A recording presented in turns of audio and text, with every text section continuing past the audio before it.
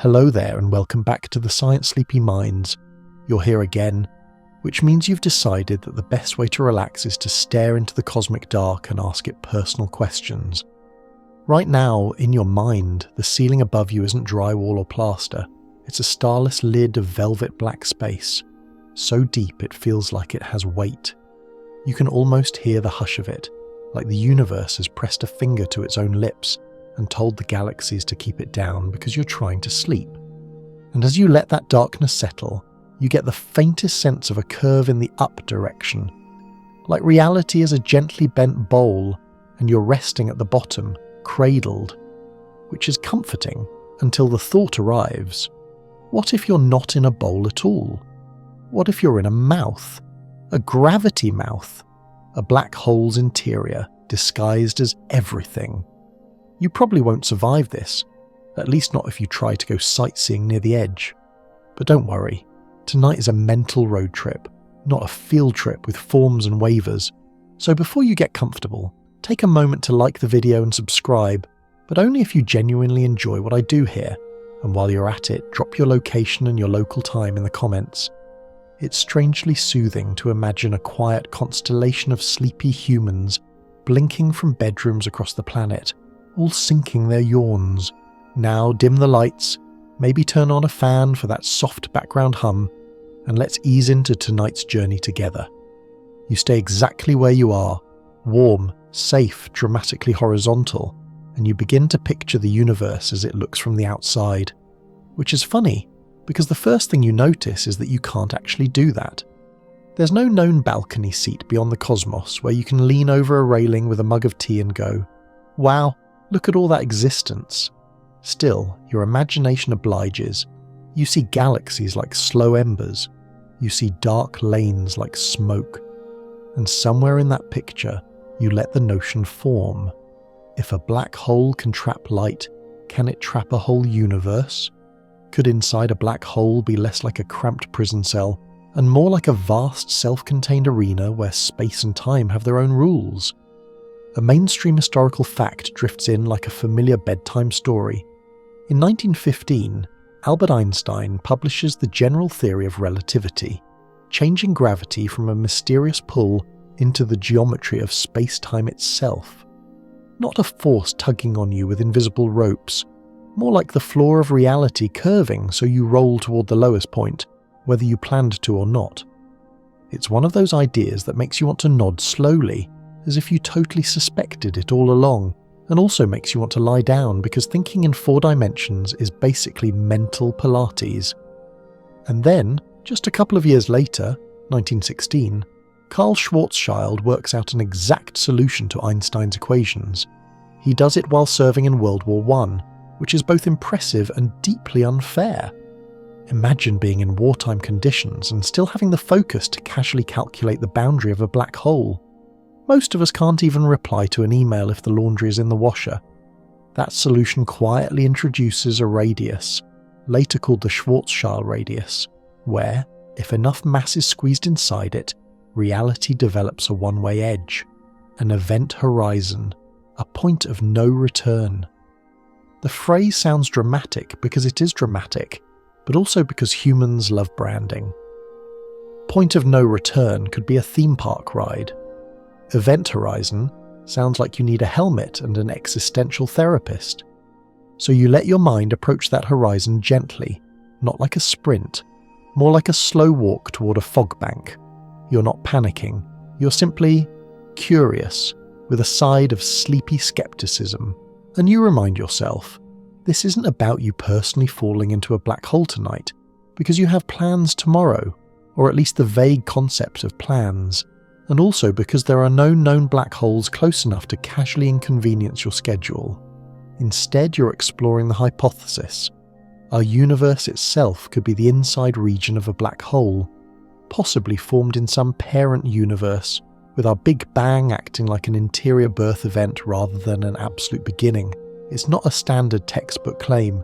It's a daring idea that lives in the borderlands where serious equations meet adventurous interpretation.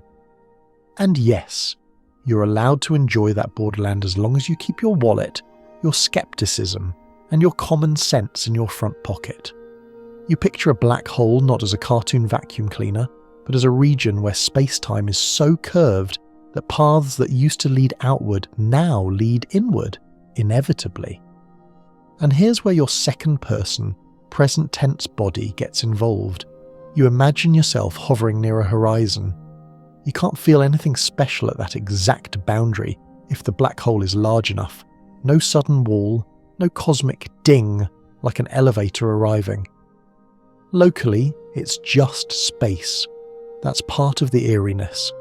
The horizon is less like a gate and more like a rule change. Beyond it, out becomes as impossible as deciding to stop time by sheer willpower. One light joke drifts in, because you need them to stay PG-13 and cozy. You realise the event horizon is basically the universe's terms and conditions screen. Once you pass it, you can't scroll back up and pretend you didn't agree. Now you turn that around. If horizons are about what can communicate with what, about the limits of signals, then a black hole is a kind of information boundary, which makes you wonder, could our observable universe have a boundary that behaves similarly? Not a visible edge you can fly toward, but a horizon defined by the fact that light has only had so much time to reach you since the Big Bang. You're surrounded by an observable bubble, a cosmic, what you can know right now, bounded by the speed of light and the age of the universe.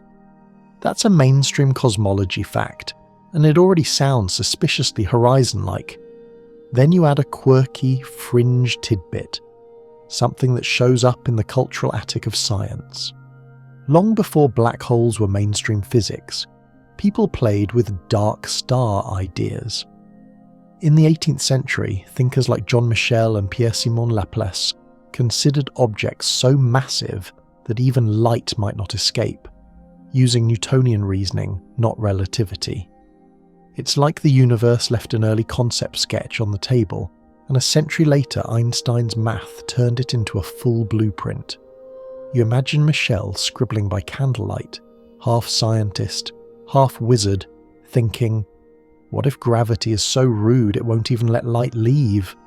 And you chuckle softly because gravity being rude is perhaps the most accurate characterization you've heard all day.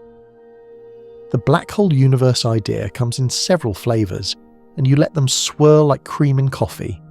Some versions say a black hole's interior geometry could resemble an expanding universe, where the direction toward the singularity plays the role of time.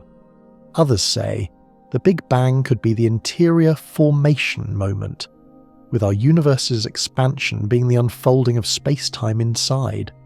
Some propose that every black hole might spawn a new universe, a kind of cosmic nesting doll situation, which if true means black holes are less like garbage disposals and more like extremely unregulated maternity wards.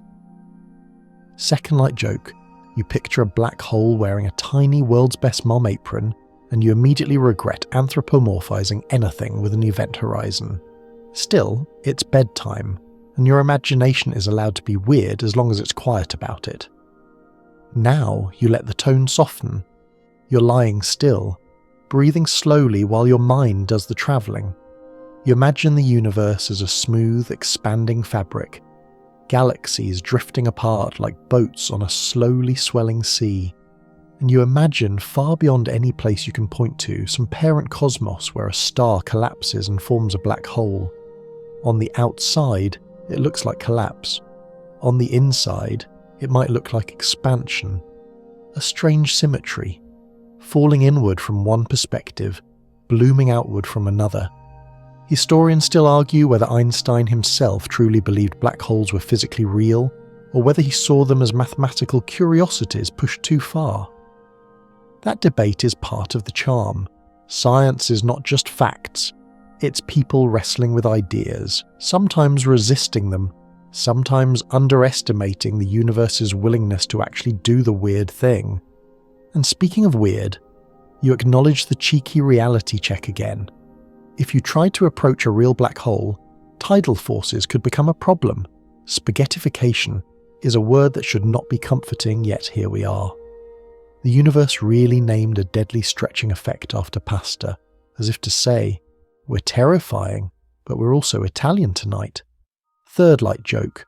You decide that if the cosmos is going to end you, the least it can do is serve garlic bread. For now, it doesn't, so you remain in bed, undefeated. You return to the core sensation, a starless ceiling that feels curved. You're beginning to sense what this episode's idea really offers. Not a claim you must accept, but a lens you can hold up to familiar facts, horizons, expansion, limits on information. The possibility that what looks like a beginning might be a boundary crossing. The possibility that outside is a word that only works inside certain geometries. And you don't rush. You let each concept arrive like a slow wave. You're not trying to win an argument. You're trying to drift into that sweet spot where your brain is occupied enough to stop worrying about tomorrow, but not so activated that you start Googling equations at 1:47 a.m. You promise yourself you will not become the kind of person who whispers Schwarzschild into a pillow, though honestly you wouldn't be the first. As the darkness in your mind settles again, you hold one final image for this section. You're a tiny listener inside an enormous interior, hearing the soft creak of space-time as it stretches. Not like a balloon squeaking, more like an old wooden ship adjusting to the sea. You don't see the horizon. You don't feel the edge. But you sense the rule. There are places you can't signal beyond, not because of distance alone, but because of how reality is shaped. And with that sense, half comfort, half cosmic tease, you let your attention drift forward, ready to feel gravity's next gentle trick. The kind where falling can feel like floating, and motion can hide inside stillness. You keep drifting forward from that starless ceiling, still feeling the soft curve of reality like a hammock that forgot it's made of math. Nothing new begins.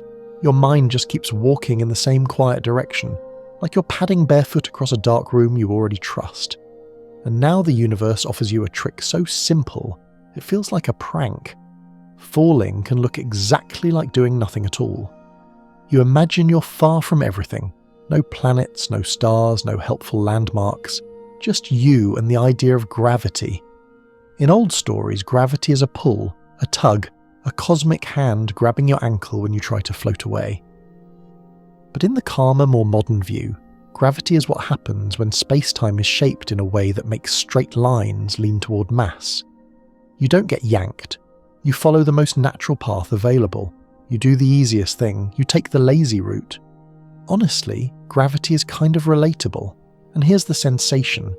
You let yourself fall, but you don't feel like you're accelerating. You feel weightless. Your stomach doesn't lurch. Your bones don't complain.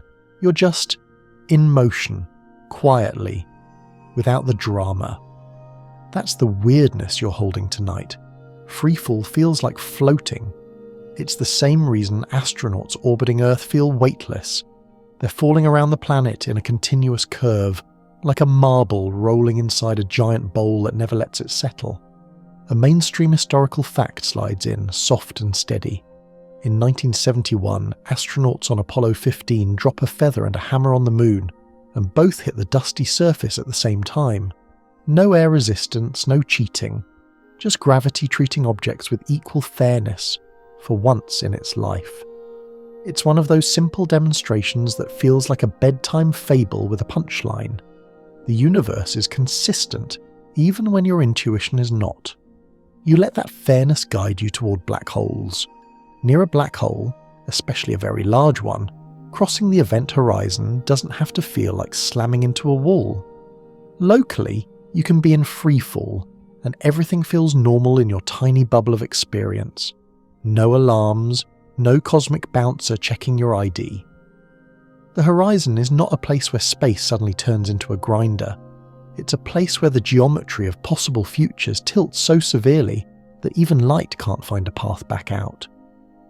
From your perspective, you can drift across it like stepping from one patch of fog into another, still hearing your own thoughts, still feeling your breath. Of course, if you choose a smaller black hole, the universe stops being polite. Tidal forces, the stretching differences in gravity between your head and your feet, grow intense. But you're not choosing that. Tonight you choose the big, gentle kind, the supermassive ones that sit in galactic centres like brooding librarians, quiet, powerful, and absolutely not interested in your excuses for overdue books. Light joke number 1. You picture yourself trying to return a library book at an event horizon, and the librarian just sighs and says, "Sir, the late fee is literally eternity." Now you notice the deeper implication. If you can cross a horizon without noticing, then a universe inside a black hole wouldn't necessarily feel like it's inside anything. It wouldn't feel cramped. It would feel like a universe. Space would still stretch in every direction you can define. Time would still feel like time. The outside would not be part of your daily weather report. So you take the concept you already know, the observable universe, and you cradle it carefully. There's a horizon around you right now, not an edge of space, but an edge of what you can see. Light has a finite speed, and the universe has a finite age, so there are regions whose light hasn't reached you yet. They're not there. They're just not yet in communication with you. It's a gentle kind of isolation, like living in a quiet town before the highway was built. And you let that thought connect to black holes again. Horizons are fundamentally about communication. They're about what signals can do. Inside a black hole, outward signals fail. In an expanding universe, some signals also fail. Not because gravity is pulling them back, but because space itself stretches, widening the gap while the light is trying to cross it. You don't have to force the analogy. You just let it sit there, humming softly. Now you drift into the feeling of falling without moving more deeply. You imagine yourself in an elevator with the cables cut, purely as a thought experiment, and also because you like sleeping with mild terror sprinkled in like cinnamon. Inside that falling elevator, everything floats. You can release a coin and it hovers beside you. You can nudge it and it drifts as if gravity has resigned from its job. That's the equivalence principle in action. Locally, free fall can mimic the absence of gravity. And this is where your mind starts to taste the black hole universe idea again. If the interior of a black hole is a region where inward is unavoidable, then maybe what we call time moving forward is like that, an unavoidable inward direction of the cosmos. You're not pushed by a hand, you're carried by the geometry of what's possible. Tomorrow arrives not because you chase it, but because every straightest path through space-time leans that way. A quirky or fringe tidbit sidles in, wearing a slightly crooked hat. Some speculative models play with the idea that our universe's expansion could be interpreted as the inside of a gravitational collapse in a higher level reality, where the inward collapse in the parent frame corresponds to outward expansion in ours. It's not the kind of thing you put on a bumper sticker, partly because it won't fit, and partly because people would tailgate you just to ask what it means, but it's a deliciously eerie mental flip. Collapse from one vantage, birth from another, like the universe is running the same movie forward in one theatre and backward in another, and both audiences are convinced their version is the original cut. Historians still argue whether the early reception of relativity was driven more by Einstein's equations, or by the dramatic 1919 eclipse expedition that made him a global celebrity when starlight appeared to bend near the sun. Some say the public story ran ahead of the scientific consensus. Others say the evidence was good enough for the moment. Either way, it's a reminder that even sober physics travels through human channels, newspapers, personalities, and the occasional overexcited headline. Reality doesn't care, but humans definitely do. You take another step in your mind, and you imagine looking at yourself from far away, like you're a tiny astronaut drifting toward a horizon. From the outside observer's perspective, someone hovering safely far from the black hole, you appear to slow down as you approach the event horizon. Your signals redshift. Your clock seems to tick more slowly. Your image fades, stretched and dimmed, like an old video buffering at the worst possible moment. Light joke number 2, you realise the universe invented spinning circle of doom long before streaming services did. But from your own perspective, your own wristwatch ticks normally.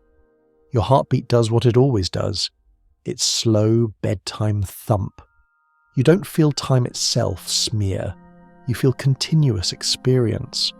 That mismatch between outside description and inside experience is one of the most haunting things about horizons. They aren't just boundaries in space, they're boundaries between stories. And now, with that in mind, you let the black hole universe hypothesis take a calmer shape. If our cosmos is an interior, then maybe the Big Bang is not an explosion in pre-existing space, but the opening of space itself.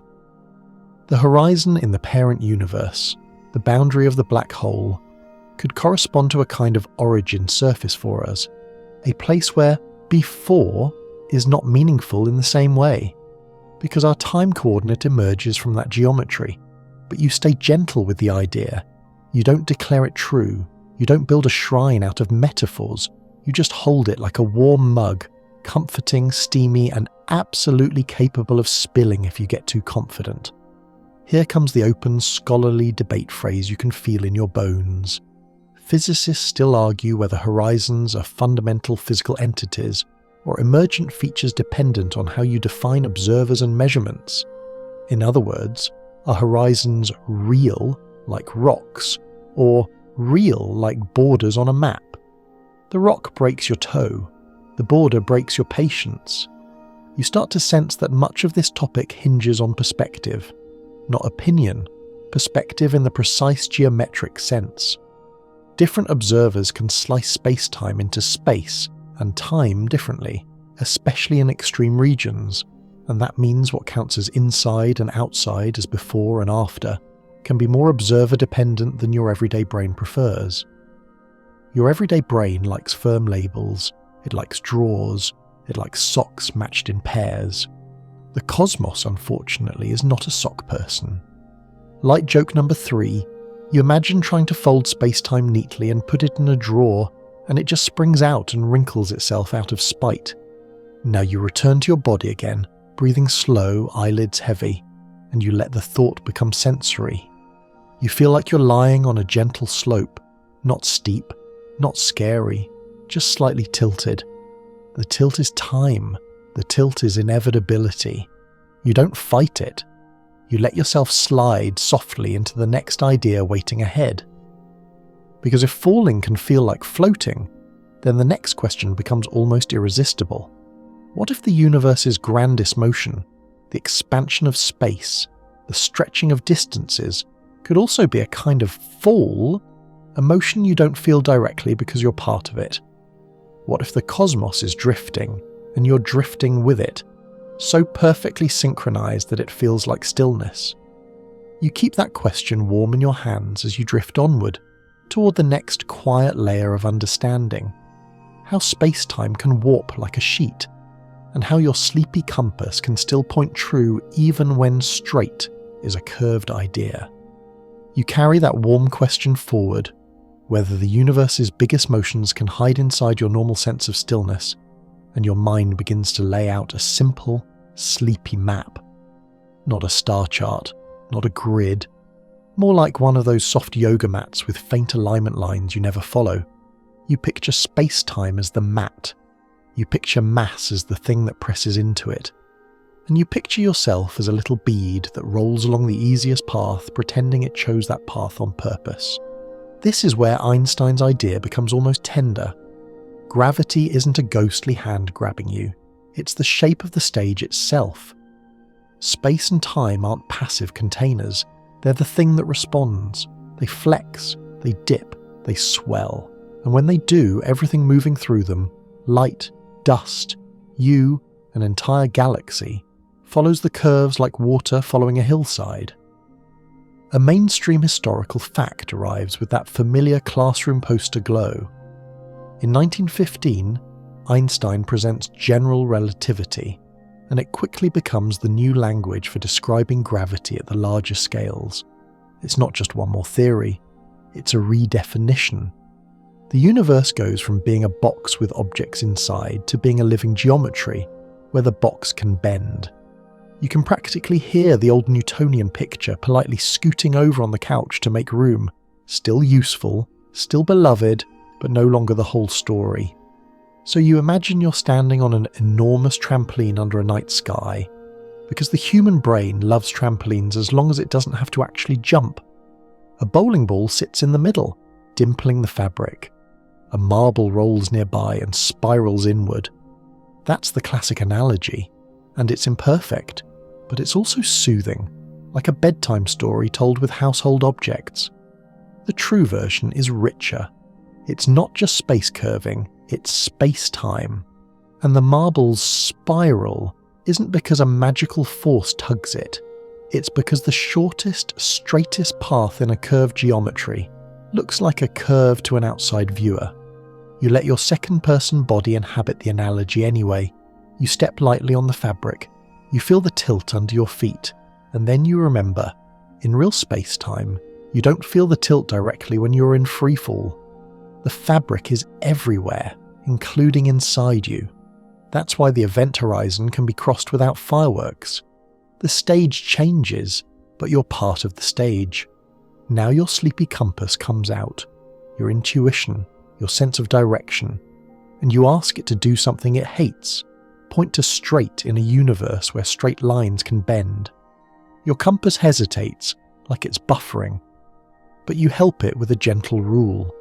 Straight means geodesic, the path you get by doing the least possible, the path of the least effort, the most natural drift. Light joke number 1, you realise geodesics are the universe's way of saying, stop overthinking, just go with it, which is, frankly, advice you could apply to your entire search history. And as you walk that geodesic idea forward, you begin to feel how a black hole is simply an extreme version of the same thing. A mass so concentrated that spacetime's curvature becomes so steep that outward paths stop existing past a certain boundary. Not because the universe suddenly turns off the exit sign, but because the geometry doesn't permit an exit route that stays within the speed limits set by light. Now, if our universe could be inside a black hole, then the geometry of our space-time might be the interior geometry of one of these objects, an inside that doesn't feel like inside. You let that sit without forcing it. You just notice that the basic ingredients, curvature, horizons, geodesics, already exist in mainstream physics.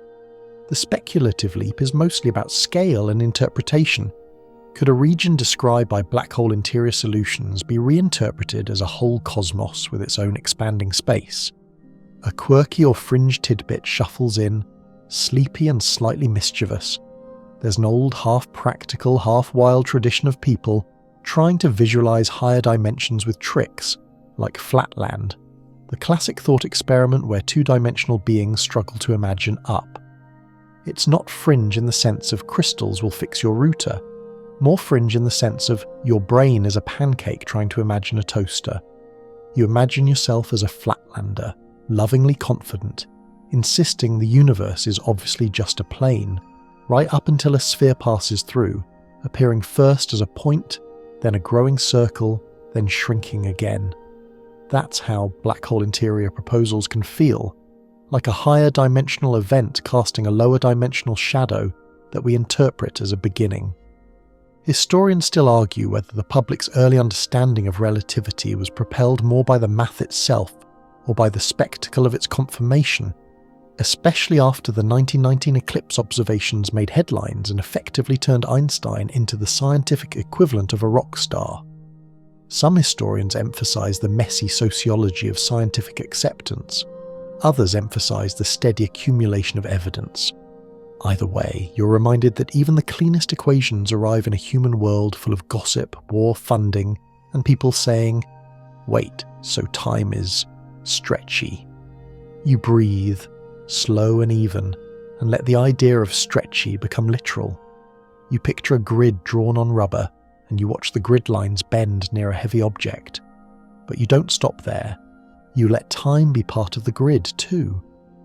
A clock close to mass ticks differently than one far away. In relativity, that's not poetic. It's operational. It changes what simultaneous means. And you realize how easily this bleeds into the black hole universe theme. If time itself is entangled with gravity, then an interior region might define its own cosmic time, in a way that feels normal from within, even if it looks bizarre from without. You take a slow mental walk along a curve in space-time and think about directions. In ordinary life, you can choose north, south, east, west, up, down. Then you can choose to stay put. But in space-time, forward in time is not quite the same kind of choice. It's like being on a moving walkway at an airport.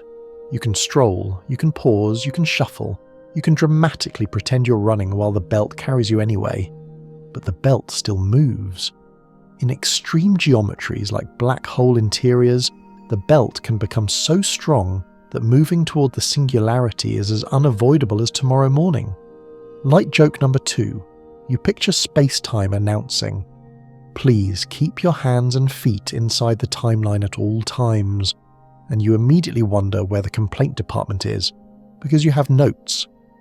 Now you bring your focus back to the calm center. You're not here to panic about singularities. You're here to understand the softness of the idea that inside might just be a different coordinate story.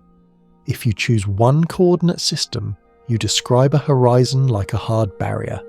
If you choose another, you describe it like a smooth crossing. The physics is the same, the story changes.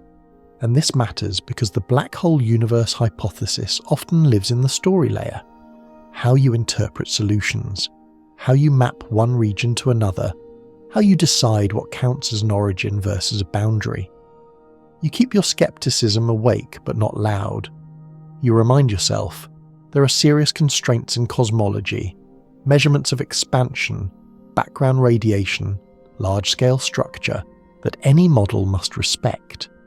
A black hole interior story can't just be vibes and metaphors. It needs to behave like our universe behaves. But you're allowed to explore it as a bedtime thought experiment, a way to re-feel familiar physics from a new angle. Here's the open, scholarly debate phrase, soft as a blanket. Physicists still argue whether singularities indicate real physical infinities or merely signal that our current theories, general relativity without a full quantum gravity, have reached their limit of applicability.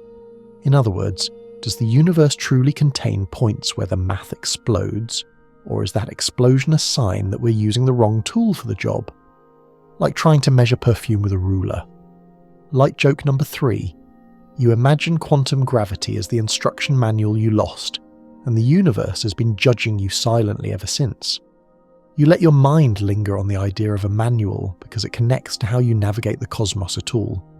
You can't see space-time curvature directly, the way you can see a hill. You infer it from motion, from light, from how things behave. Your compass is built from observation, and that's why the trampoline analogy is both helpful and dangerously seductive. It makes curvature feel visible. Real curvature is subtler. It's in how paths converge, it's in how time flows, it's in how light bends, how orbits precess, how signals redshift. And you feel, in a sleepy way, that this is the hinge. A black hole is not a thing in space so much as a region of space-time with a particular geometry. If our universe could be inside a black hole, then we're not living in a container, we're living in a geometry, a rule set, a shape of possibility. And as you lie there, still and warm, you can almost feel the relief of that. You don't need an outside to make an inside meaningful. You only need the local rules that keep experience consistent, so you keep walking, barefoot and unhurried, with your sleepy compass in hand. You've learned to trust straight as geodesic. You've learned to trust gravity as shape. And now, as the next idea gathers ahead like a faint boundary in fog, you're ready to meet a particular number, a quiet radius, that turns curvature into a doorway. You don't stop walking, you just let the next idea rise up under your feet like a subtle change in floorboards. You've been trusting straight to mean geodesic, trusting gravity to mean shape, and now you arrive at a number that behaves like a hush falling over a room, a radius. Not the kind you draw with a compass on paper, but a radius that reality itself seems to respect. You picture it first as a faint circle in the dark, a boundary you can't see directly, like the edge of a scent. If you move toward it, nothing clanks, nothing flashes. It's not a force field, it's more like a rule becoming unavoidable. And in the language of black holes, that rule is the Schwarzschild radius, the distance from a mass where the escape speed equals the speed of light. You let that sink in slowly because it's a deliciously simple concept with a famously complicated taste. Escape speed is something your human brain can handle. Throw a ball upward and if it's fast enough it leaves Earth forever. If it's not fast enough it comes back and bonks you in the dignity. Now crank that idea up to a ridiculous level. Imagine a place where even light, nature's fastest runner, can't reach the required speed to leave. If you pack enough mass into a small enough region, the required speed to escape becomes greater than light's maximum. At that point, escape stops being a verb available to anything that obeys relativity. And that's the doorway feeling. The Schwarzschild radius isn't a physical wall, it's the place where the geometry of spacetime tilts so steeply that all future-directed paths lead inward. The event horizon sits there, like a calm doorman who doesn't look intimidating until you realise he's not letting information out. A mainstream historical fact drifts in, steady and human. Carl Schwarzschild derives his solution to Einstein's field equations in 1916, during World War I. He sends it to Einstein, and for a moment the universe hands humanity a pristine mathematical object in the middle of chaos. Schwarzschild dies not long after, which adds a bittersweet hush to the story. One of those reminders that the people who map reality are still fragile creatures with lungs and skin and calendars. You imagine the ink drying, the equations settling, while outside a very different kind of gravity, political, historical, pulls at everyone. Now you feel the number more than you calculate it. You don't need the exact formula tonight. You just need the relationship. More mass means a larger Schwarzschild radius. That's why supermassive black holes can have horizons as wide as solar systems, while smaller ones have tiny horizons with much more violent tidal gradients. So in your bedtime imagination, you pick the gentle giant again. You pick a horizon so large that if you drift across it, you don't get shredded. You just keep going, and the universe quietly changes the rules behind your back. Light joke number 1. You realise this is basically the cosmic version of a wet paint sign that doesn't look serious until you're already sitting down. You let your mind hover right at that radius. On one side, outward paths exist, at least in principle. On the other side, outward becomes a direction you can point to but not travel toward in any meaningful way. It's like being in a dream where you try to run, and your legs move, but the hallway keeps elongating. Except in this case, it's not your legs. It's space-time itself doing the elongating. And now the black hole universe hypothesis clicks into a more tangible shape. If a black hole is defined by an event horizon, an information boundary, then an entire universe inside a black hole would have a built-in horizon behind it from its own internal perspective. The boundary wouldn't be out there in the direction of distant galaxies, it would be in the causal structure of your space-time. The universe would be self-contained, not because it's surrounded by matter walls, but because signals can't exit the region. You pause on that word, region. A black hole, in modern relativity, is not an object like a rock.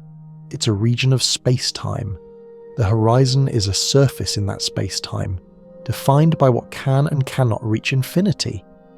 So if you're inside, infinity is not a place you can interact with. The external universe, if it exists, becomes unreachable, not by distance, but by causal disconnect. And here, gently, you let the idea feel intimate rather than terrifying. Because what is your everyday life, really, if not a little causal bubble? You can't influence last year. You can't send a message to your childhood self telling them to invest in something sensible. Your own timeline has horizons, boundaries of what can be reached and changed. The event horizon is just a more dramatic cousin of that familiar limitation, wearing a cape. A quirky or fringe tidbit slips in as promised, like a moth around a bedside lamp. in some older popular explanations, half myth, half misunderstanding, people imagined black holes as literal holes punched through space, like a drain in a bathtub. It's charming and wrong in the same way a kid's drawing of anatomy is charming and wrong. It gets the vibe, but not the plumbing. Real black holes don't open into a separate place by default. They reshape the place you're already in. Still, that bathtub drain image lingers in culture because it scratches an itch. Humans love the idea of an elsewhere. If our universe is inside a black hole, the itch becomes, where is the drain leading? And the correct, maddening answer is, maybe there is no leading, just a different geometry that makes elsewhere a coordinate story, not a destination. Historians still argue whether Schwarzschild fully understood the physical implications of his own solution, or whether the later notion of black holes was a retroactive interpretation that took time to crystallize. It's the sort of argument that makes you smile sleepily. Humans often discover something profound, then spend decades arguing about what they meant by it, like inventing a new musical chord and then debating whether it's sad or mysterious. Now you let the narration glide, no fresh intro, just to continue drift toward the threshold's inner logic. The Schwarzschild radius is sometimes presented like a line on a map. Cross here and you are in. But the more accurate feeling is, cross here and your future is geometrically constrained. Inside, every future-directed path points toward the center. Even if you fire a rocket outward, you still move inward in terms of the space-time geometry. Your engines become a kind of emotional support rocket, comforting, noisy, and ultimately unable to negotiate with the structure of causality. Light joke number 2, you picture the rocket complaining, "I am doing my best," and space-time replying, "That's adorable." And now, because tonight's theme is our universe possibly being inside a black hole, you rotate the viewpoint. Suppose there's a parent universe. Somewhere in that parent universe, a massive star collapses, crosses its own Schwarzschild radius, forms a black hole. To an external observer, the collapsing matter appears to approach the horizon and slow, fade, redshift. But inside, for the collapsing matter itself, the journey continues in finite proper time. There is no infinite waiting. The interior is not a frozen museum, it's a dynamic region with its own unfolding. If that interior can be described by certain cosmological solutions, if it can resemble an expanding space, then formation in the parent universe might correspond to beginning in the child universe. Your Big Bang could be a kind of crossing, a coordinate birth event. The phrase sounds mystical, but the bones of it are geometrical. What looks like collapse in one slicing of space-time can look like expansion in another. You don't overpromise. You keep it in the maybe tone that makes science bedtime friendly, because there are hard questions here. What sets the constants? Why is our universe so uniform at large scales? How do you match the observed expansion history? The black hole universe hypothesis has to confront all that, but you're not solving it tonight. You're letting your brain rest in the shape of the question. Now comes the open scholarly debate phrase, gently stated. Physicists still argue whether the event horizon is the most fundamental boundary in gravitational collapse, or whether quantum effects replace it with something more subtle, an apparent horizon, a quasi-horizon, or a structure that depends on how collapse and evaporation play out in full quantum gravity. In other words, is the doorway a permanent architectural feature, or is it a temporary construction barrier sign that disappears once you understand the deeper building code? Light joke number 3, you decide the universe is the worst contractor, always leaving mysterious holes, never leaving a clear invoice. You let your attention return to the sensory image that started all this, a starless lid, velvet black, pressing gently above you, and now that lid has a number attached, a quiet radius that marks a shift from escape possible to escape undefined. You don't see it, you infer it, just like you infer the edge of the observable universe, just like you infer the shape of space-time from the behavior of light and matter, and you realize something soothing. Your life is full of invisible boundaries you navigate without ever touching them. You trust the ground will hold. You trust tomorrow will arrive. You trust that the room stays the same shape even when you close your eyes. The Schwarzschild radius is just an extreme case of a boundary defined not by material, but by rules. Rules about how paths can run through reality. You keep drifting, and the boundary behind you becomes less like a door you pass through, and more like a concept that rewires your intuition. Because if horizons are defined by light's inability to escape, then light itself becomes your storyteller. And the next thing you'll feel as you move forward is how light changes its tone, how it stretches, reddens, and thins out into a lullaby as it struggles against gravity's deepening curve. You keep drifting from that quiet radius, and now light becomes your guide, not as a spotlight, but as a tired messenger trudging uphill. You imagine a photon climbing out of a deep gravitational valley, step by step, losing a little energy with every step, even though it doesn't have legs, and even though physics would very much like you to stop picturing light as a tiny exhausted hiker. Still, it's a useful bedtime image, because what you're feeling tonight is that gravity doesn't just tug on objects, it changes what light is allowed to do and, more subtly, how light sounds when it reaches you. You watch a beam of light leave a region near a black hole. At first it's bright, sharp, almost impatient, but as it climbs, its wavelength stretches, it reddens, it lengthens like a slow yawn. The energy drops. The light arrives to you older in tone, lazier in colour, like it took a long staircase and decided to stop making eye contact halfway up. That effect, gravitational redshift, isn't just a spooky black hole party trick. It's one of the ways relativity tells you that time itself is not evenly poured across the universe. Clocks deeper in gravity tick differently than clocks far away. When light climbs out, it carries that mismatch.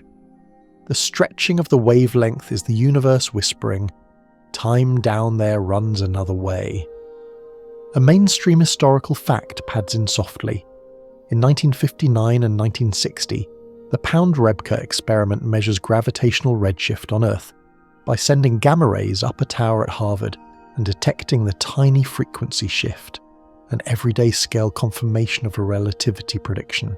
So yes, even in your life, on your planet, in your gentle bed-bound human existence, gravity is subtly tinting light. Not enough to ruin your day, but enough to prove the universe is doing relativity all the time. Now you return to the black hole's horizon, because that's where this gets deliciously eerie. From far away, an outside observer watching you fall toward an event horizon sees your signals redshift more and more. Your light stretches into longer wavelengths, visible to infrared, to radio, to something so slow and faint it blends into the background noise of the cosmos. Your image dims, your clock appears to slow, and eventually you fade, not because you stop existing, but because your messages become too stretched and too delayed to matter. Light joke number 1, it's like trying to text someone from a basement with 1 bar of service. Your message technically exists, but it arrives 3 business days later as... From your own perspective though, your light doesn't feel stretched as it leaves you. You see your own hand move normally, your thoughts arrive one after another in the usual sleepy sequence. The horizon doesn't feel like a place where you get frozen, it feels like continuing.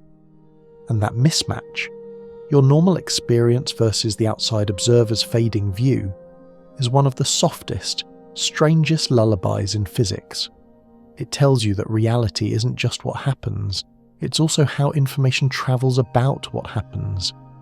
And because horizons are information boundaries, you begin to sense how the universe inside a black hole idea could hide in plain sight. If you live inside a region where information cannot escape outward, you might not notice. Your physics would still work locally, your stars would still shine, your galaxies would still rotate and drift. You would build telescopes, squint into the dark, and call that dark space, never realizing that, in a larger causal sense, you're inside a one-way story. You feel the room around you, air on your skin, fabric against your shoulder, and you let that comfort anchor you while you imagine cosmic light as sound. The deeper the gravity, the lower the pitch. The closer to the horizon, the slower the song. Redshift becomes a kind of drawn-out musical note that never quite finishes. A quirky or fringe tidbit floats in, featherlight. There's a persistent popular myth that if you fell into a black hole, you would see the entire future of the universe in a flash, like binge-watching reality until the heat death while falling. It's not that simple, and the details depend on black hole type, size, and what you mean by see. But the myth survives because it tickles something true. Near horizons, time relationships twist. There are real effects where different observers disagree about durations and sequences. The universe hands you a story where the same event can be narrated differently, without anyone lying. That's irresistible to humans, who can't even agree on what happened in a group chat last Tuesday. Historians still argue whether the earliest interpretations of black holes were slowed more by mathematical caution or by conceptual discomfort, because it's one thing to accept curved space, and another thing entirely to accept a region where outward stops being a meaningful future direction. Some historians say the community's reluctance was rational conservatism. Others say it was the very human habit of not wanting nature to be that weird. Nature, of course, did not ask permission. You keep drifting. You notice that redshift isn't only gravitational, there's also cosmological redshift, the stretching of light because space itself expands. The more the universe expands while light is travelling, the more the wavelength is stretched by the time it reaches you. That's the familiar story behind why distant galaxies' light shifts toward red. Not because they're moving through space away from you like cars on a highway, but because the highway itself is lengthening under their tyres. Now the two redshifts sit side by side in your hands like matching stones. Gravitational redshift, light climbs out of a well. Cosmological redshift, space stretches as light travels. Two different mechanisms, one shared feeling, wavelength lengthening, energy thinning, signals becoming sleepy. And this is where the black hole universe idea finds a quiet foothold. If an interior geometry can behave like an expanding cosmology, then the redshift you observe from distant galaxies might be interpretable, under certain mathematical mappings, as an inside story of a gravitational region. Not that the mechanisms are identical, but that the same language of geometry can generate effects that rhyme. You let your mind be careful here. You don't mash them together like a toddler mixing all the paint into brown. You just notice. Both involve space-time geometry shaping the journey of light. Both involve horizons, one from collapse, one from expansion. Both are about what can communicate with what. Like joke number 2, you realise the universe's main hobby is taking perfectly good photons and turning them into stretched out jazz notes. Now you move even closer to the horizon in imagination. You picture a flashlight in your hand as you drift inward. You click it on. Yes, even though this is a cosmic thought experiment and there's no oxygen issue because it's your imagination and it's unionized. The beam shoots out in front of you. Near the horizon, the beam still locally moves at the speed of light. That never changes. Light always moves at light speed locally. But the global structure changes what outward means. The beam can still go forward, but forward might mean deeper inward. The flashlight becomes a metaphor for your own attempts to send information outward. You can shine, but the geometry may not deliver. This is where your body, in second person, feels something like a soft claustrophobia. Except it's not about walls. It's about reach. It's the feeling of shouting into a canyon and hearing no echo, not because sound dies, but because the canyon bends into itself. And now the open scholarly debate phrase arrives, gentle but real.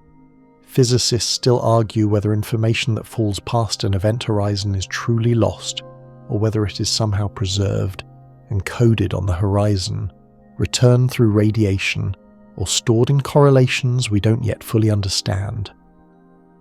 The information problem is one of those debates that keeps the smartest people awake, which is rude, because you're trying to do the opposite tonight.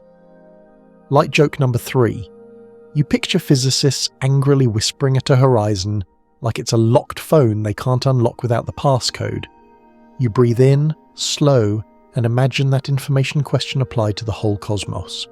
If our universe is inside a black hole, then what is our horizon doing with information?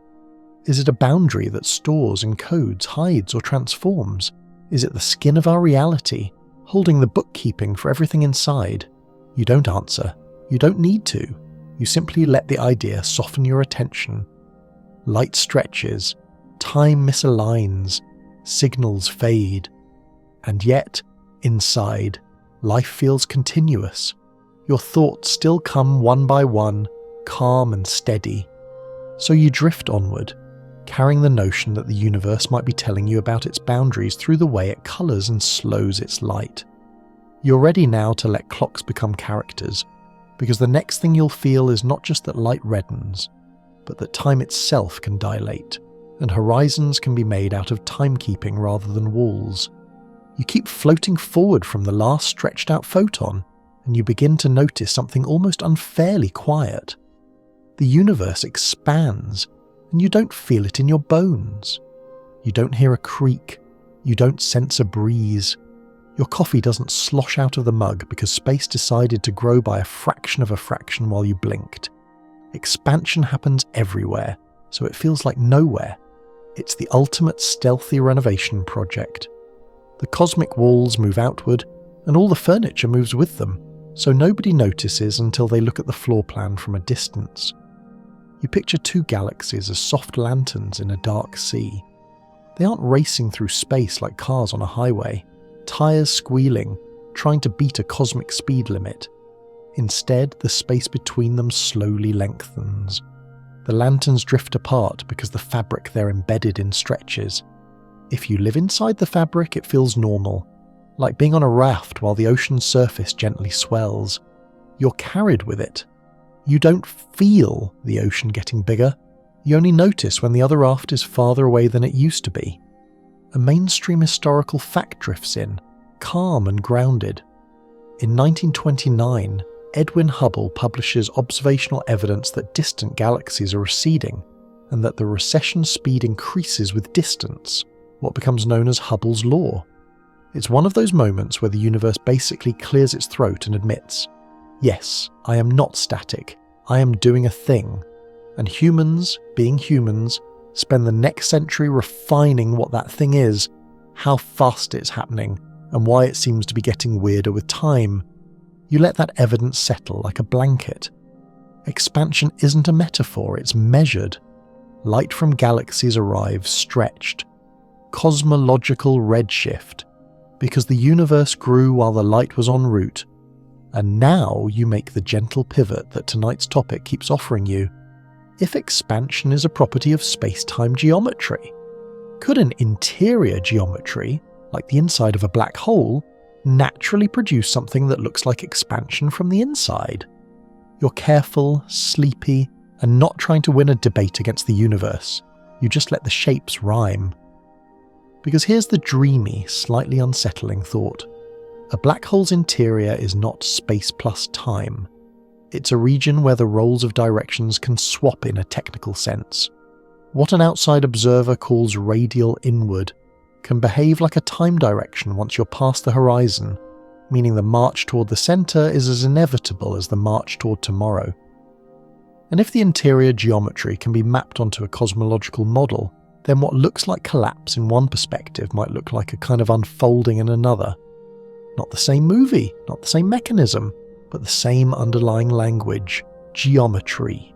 Like joke number 1, you realise space-time is the kind of storyteller who can narrate the same scene as a tragedy or a rom-com depending on where the camera is placed. Now, you take a moment to feel what expansion really means for you. You're here, in your room, and on human scales gravity holds your world together. Your body is not expanding. Your bed is not expanding. Your cat, if you have one, remains the same size, still convinced it owns the property. Bound systems don't expand with the universe because local forces dominate.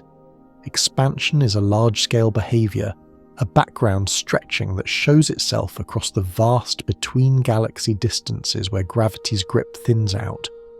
So you picture the universe as a loaf of raisin bread, because cosmologists love baked goods almost as much as they love Greek letters. The raisins are galaxies, the dough is space. As the dough rises, raisins separate. None of the raisins move through dough on their own. The dough increases the distance. You smile a little because it's a cozy analogy, and also because it makes the universe sound delicious, which feels like a dangerous emotional attachment to have. Like joke number 2, you decide the cosmic microwave background is just the universe's still warm from the oven label, and then, because you're here for black holes, you ask, what is the dough inside a black hole? Can the interior geometry behave like a rising loaf, with distances increasing in a way that resembles cosmological expansion? Some speculative models suggest yes in certain setups.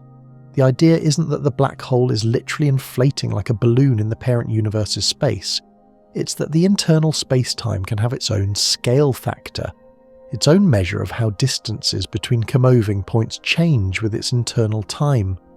From the inside, it can look like an expanding cosmos, even though the outside description calls it a collapsed object. One description is external bookkeeping, the other is internal lived experience. A quirky or fringe tidbit slips in, slightly eccentric but fun. There are long-running popular ideas, sometimes in science fiction, sometimes in semi-serious speculation, about pocket universes in black holes, where every black hole is a seed for a new reality. It's not mainstream consensus, but it keeps resurfacing because it offers a strange kind of cosmic recycling. Collapse becomes creation. The universe doesn't just end things, it repackages them. Like the world's most dramatic compost pile. Now you let that compost image go, because it's both comforting and faintly insulting to your sense of grandeur. You return to what you can actually hold. Our universe expands, and that expansion has a history. Early on, it appears to have undergone extremely rapid expansion, what we call inflation, which you'll get to later. But even after that, expansion continues and evolves under the influence of matter, radiation, and whatever is driving the current acceleration. For the black hole universe idea to work, the interior story has to mimic those stages at least roughly. It can't just say expansion and call it a night. It has to match the rhythm. And here the open, scholarly debate phrase arrives, soft but honest. Cosmologists still argue whether the best explanation for our universe's large-scale behaviour requires new fields like inflation and dark energy, or whether modified gravity or alternative cosmologies could account for the same observations without adding new ingredients. The debate isn't a bar fight. It's more like a long, slow chess match played in whispers, punctuated by occasional telescope proposals. You imagine the chessboard as space-time itself. Some pieces move like galaxies, some like photons, some like equations. And somewhere, a black hole interior model tries to fit its pieces into the same positions, hoping the pattern matches what we see. Now you shift into a more sensory mode again. You picture yourself inside a vast, dim cathedral made of geometry. The walls are not stone, they're causal limits. The arches are not carved, they're trajectories of light. You walk and the floor seems to extend ahead of you, but it isn't being built in front of you like a road crew laying asphalt. It's simply that your measure of distance, your cosmic ruler, changes with time. The space between columns grows. The hall becomes wider without making a sound. If this is what the inside of a black hole could feel like, if interior space-time behaves like an expanding cosmology, then the phrase inside becomes misleading. Inside what? Inside a causal structure, inside a geometry, inside a set of rules, not inside a box. Like joke number 3, you realise inside a black hole is the worst real estate listing of all time. No windows, strict no exit policy, and the HOA is literally the laws of physics. Still, your mind stays gentle. You remind yourself that the most important part of this section's promise is simply the comparison. Expansion can feel like a property of geometry, and black holes are also geometry. The shared language makes it possible, at least in principle, to imagine that an expanding universe could be an interior region of a black hole in some larger space-time, and you keep the narration gliding because you're starting to sense the next natural question. If expansion is real, and if interior geometries can mimic expansion, then what about the origin? What about the moment where expansion seems to begin? Our Big Bang. Was it a true beginning, or could it be a boundary crossing, a bounce, a birth event that looks like a beginning only because of how time is oriented inside? You don't answer yet. You just let the question settle, like a slow exhale, and you drift onward, ready to meet the next idea without jolting awake. The possibility that the Big Bang is less of a start and more of a strange, elegant transition. You keep drifting from that rising low feeling of expansion, and now you reach the part your brain always wants to label with a bold marker: the beginning, the Big Bang.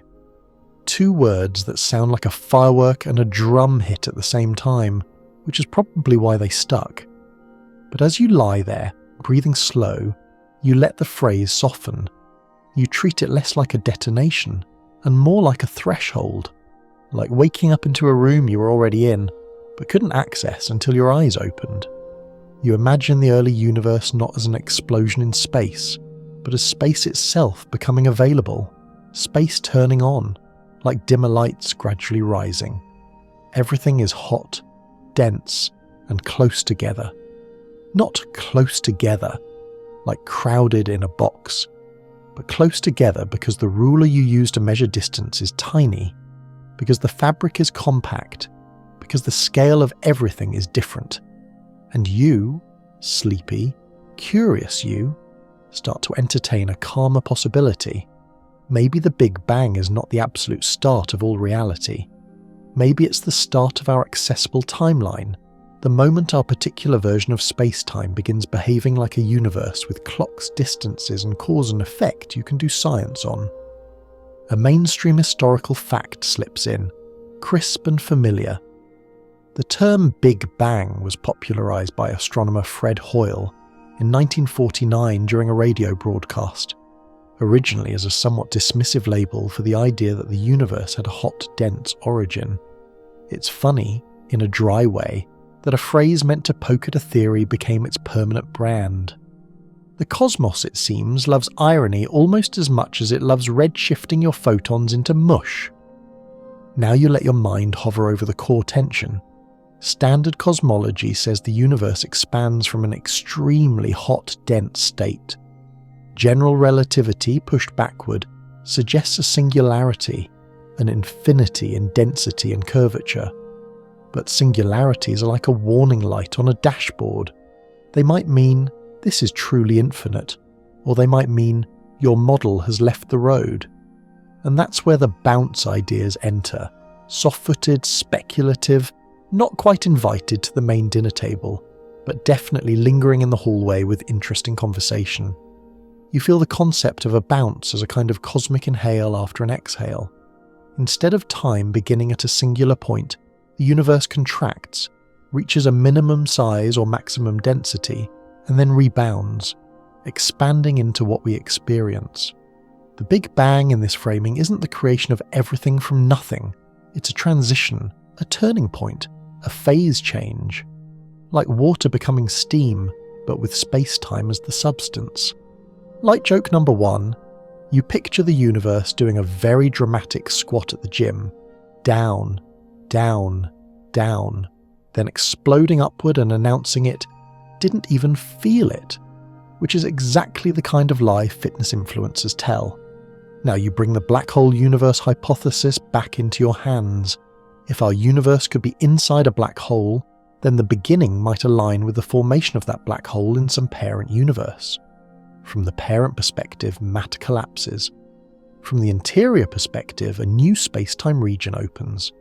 And depending on the details of the mapping, the interior might look like it emerges from a sort of bounce or a one-way transition rather than a literal singular point.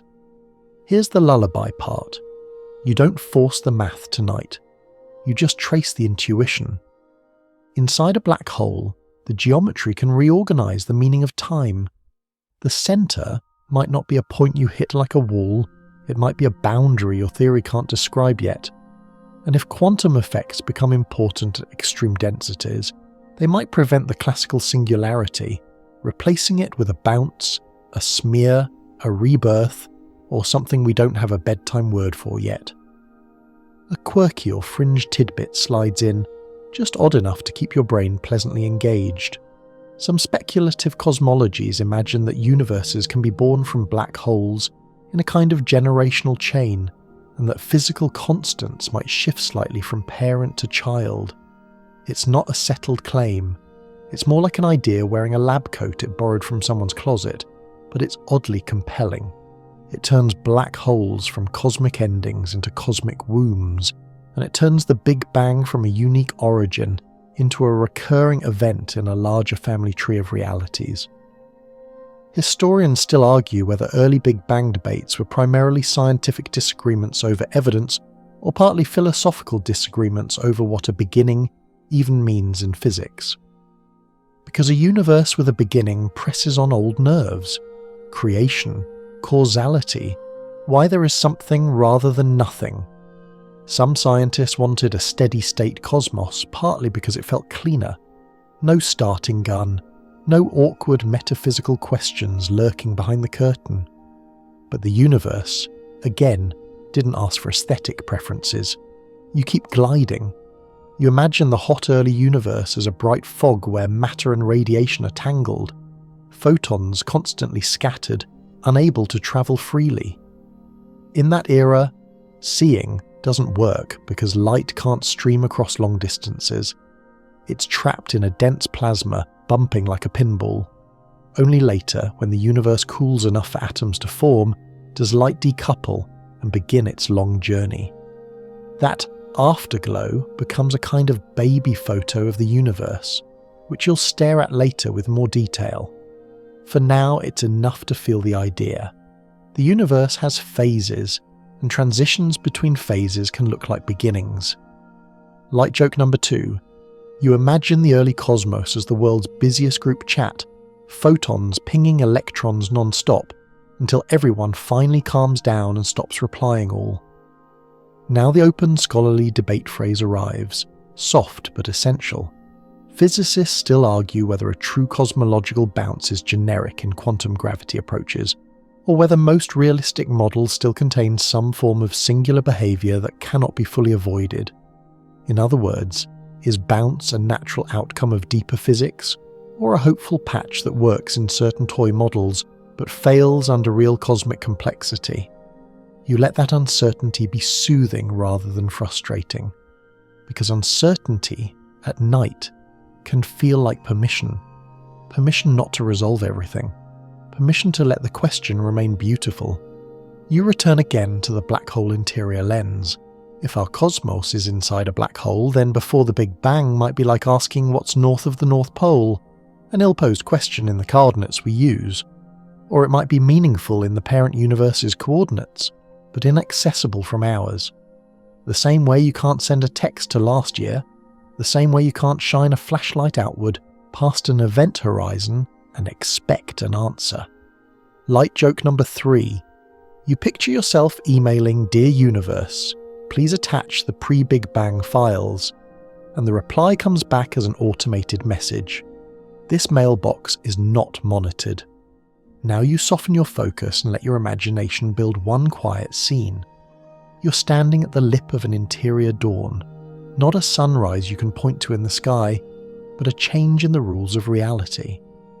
Behind you, the notion of a parent collapse, some star in some larger cosmos crossing its own horizon.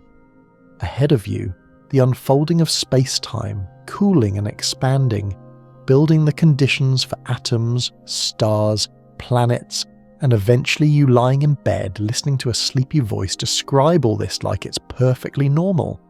It feels strangely like a story that could be true without needing to be certain tonight.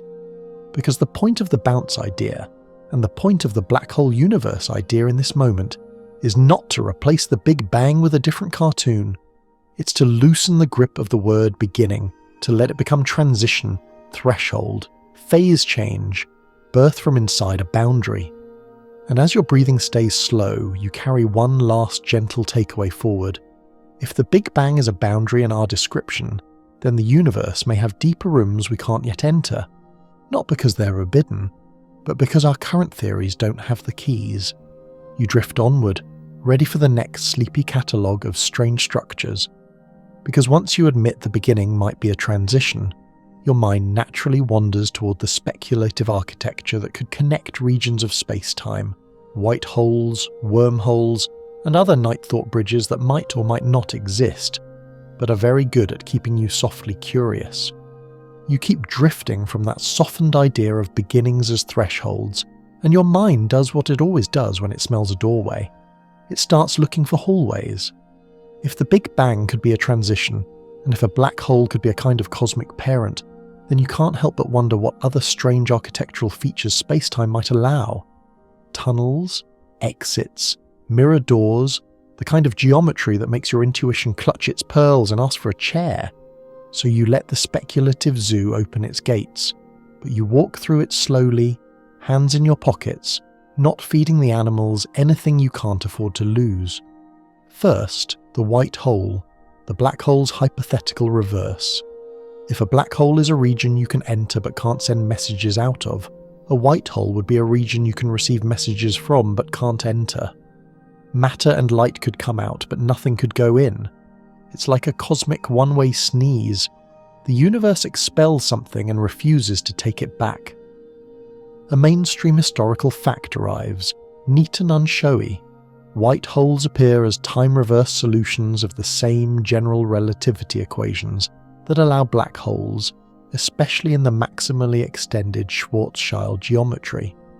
In other words, mathematically, if you run the film backward, the equations still hold.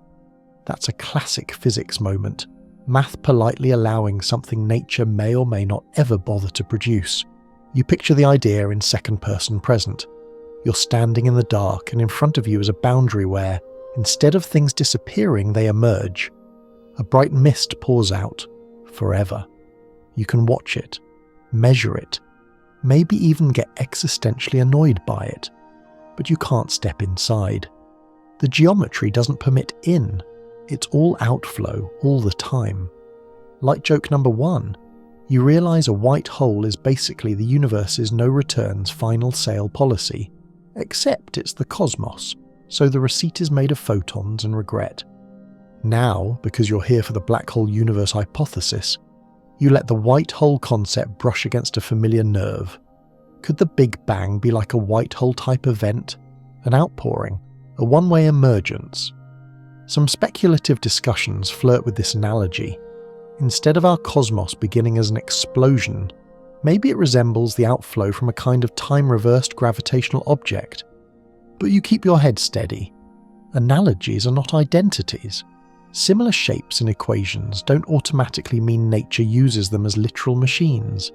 Still, it's bedtime, and the notion is soothing in its strangeness. A beginning that is not a beginning, but an outflow boundary, an event horizon in reverse. Then your mind turns to wormholes, because of course it does. Wormholes are the fantasy hallway your brain starts constructing the moment it hears space-time geometry. A wormhole, in the simplest storytelling sense, is a shortcut connecting two distant regions, or two different universes, through a throat in space-time. Not travelling through normal space, but through the geometry underneath. Like folding paper so two far points touch, then poking a hole through. A mainstream historical fact slides in here. In 1935, Einstein and Nathan Rosen publish a model now popularly associated with Einstein-Rosen bridges, an early mathematical structure related to wormholes. The popular imagination later grabs the idea with both hands and refuses to let go, which is honestly one of the most predictable things humans have ever done. You imagine yourself approaching a wormhole mouth. You don't see a swirling blue portal like in movies. You see, if you see anything at all, a region where lensing makes the background sky do impossible gymnastics. Stars duplicate. Lines bend. Space looks like it's trying to show you a magic trick but forgot to rehearse. And then you hit the whispery part. Most wormholes, as they appear in naive solutions, aren't stable. They pinch off too fast. They collapse before you can stroll through with your cozy socks and your questions. Keeping a wormhole open seems to require exotic matter, stuff with negative energy density in certain frames. Something that sounds like a rare spice you can only buy on the dark web, except physics edition. Light joke number 2. You picture yourself trying to order 1 kilogram of exotic matter online, and the shipping estimate just says, never, with a helpful little tracking number that goes nowhere. Now you let the wormhole idea link back to black holes. In some extended solutions, black holes and white holes can be connected by a bridge, an Einstein-Rosen bridge, suggesting a black hole could in principle be paired with an outflow region elsewhere. That's the kind of sentence that makes your eyebrows lift even when your eyelids are heavy. Because if black holes can be entrances, could they also be passages? Could a black hole in a parent universe connect to the birth of a child universe? Could the interior lead somewhere that is not simply a dead-end singularity? You keep your skepticism gentle but firm. You remember, real black holes in nature form from collapse, not from eternal idealized geometries. Many of these elegant bridges arise in highly symmetric, idealized solutions that may not survive the messy details of real astrophysics. Still, as a bedtime exploration, they're perfect. They let you feel how relativity's equations can permit structures that challenge your everyday sense of place. A quirky or fringe tidbit drifts in, and you let it hover without swallowing it whole. There have been occasional speculative claims, especially in older popular science corners, that certain fast radio bursts or unusual cosmic transients might be signatures of exotic objects like white holes or wormhole-like phenomena. Mainstream astrophysics has much more grounded explanations for most observed events, but the fact that people keep proposing what if it's a white hole tells you something about the human relationship with mystery. If the sky flickers, we immediately try to turn it into a door. Historians still argue whether wormholes became culturally dominant primarily because of their mathematical pedigree, or because they arrived at the perfect moment in the 20th century, when science fiction, space programs, and public fascination with shortcuts through space were all rising together. Some say the equations inspired the stories. Others say the stories kept the equations alive in public imagination. Either way, you're lying here benefiting from the whole loop, because your brain loves a concept that feels like a secret passage.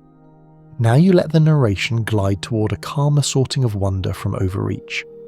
Because the promise of this section is not to declare wormholes real, or white holes likely, but to let you tour them with a sleepy flashlight and then tuck them back into their enclosures. So you ask quietly, what would it mean for our universe to be inside a black hole, in the presence of these structures? One possibility is poetic. Our Big Bang could resemble the white hole side of a process that, from the parent universe, looks like black hole formation. Matter collapses in the parent, space-time opens in the child. A one-way crossing, an event horizon that, from inside, feels like an origin surface rather than a prison wall. Another possibility is architectural. If certain black hole geometries can be extended to include bridges, then black holes might be nodes in a larger space-time network. But you keep your voice soft. That network is, at present, more mathematical than measured. It's a map we can draw, not a subway system we can ride. And here comes the open scholarly debate phrase whispered like a lullaby.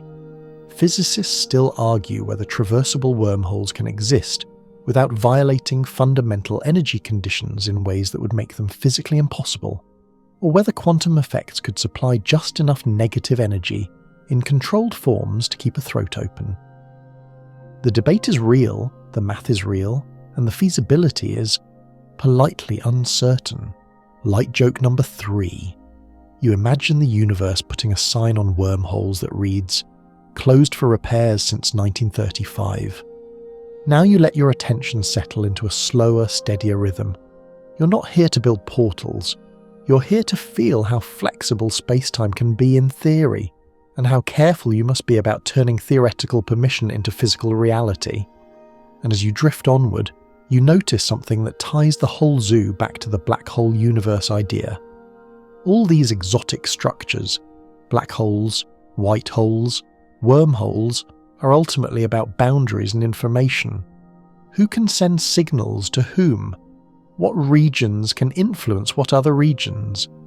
What the universe allows to be connected, and what it insists remain causally separate. That brings you naturally to the next quiet character waiting in the dark. A black hole that isn't perfectly silent. A black hole that whispers heat. A black hole that, according to quantum theory, is not eternal. The kind of object that slowly evaporates, like a cold cup of tea left on the counter of space-time. So you keep drifting, ready to listen for that whisper, Hawking's whisper, where darkness, improbably, begins to glow. You keep drifting from the speculative zoo, past the white hole sneeze and the wormhole closed for repairs sign, and you arrive at a thought that feels almost rude in its elegance. Black holes don't stay perfectly black. Not if quantum physics gets a vote. Not if empty space isn't truly empty. Not if the universe, being the universe, can't resist adding a tiny twist that makes the whole story more complicated, right when you were getting comfortable. So you imagine the event horizon again, that calm boundary you can cross without fireworks, that invisible line where out becomes a direction your future can't chase. And now you imagine it not as a perfectly silent edge, but as a place with a faint thermal shimmer, like heat haze above asphalt on a summer road, a whisper, a barely there warmth.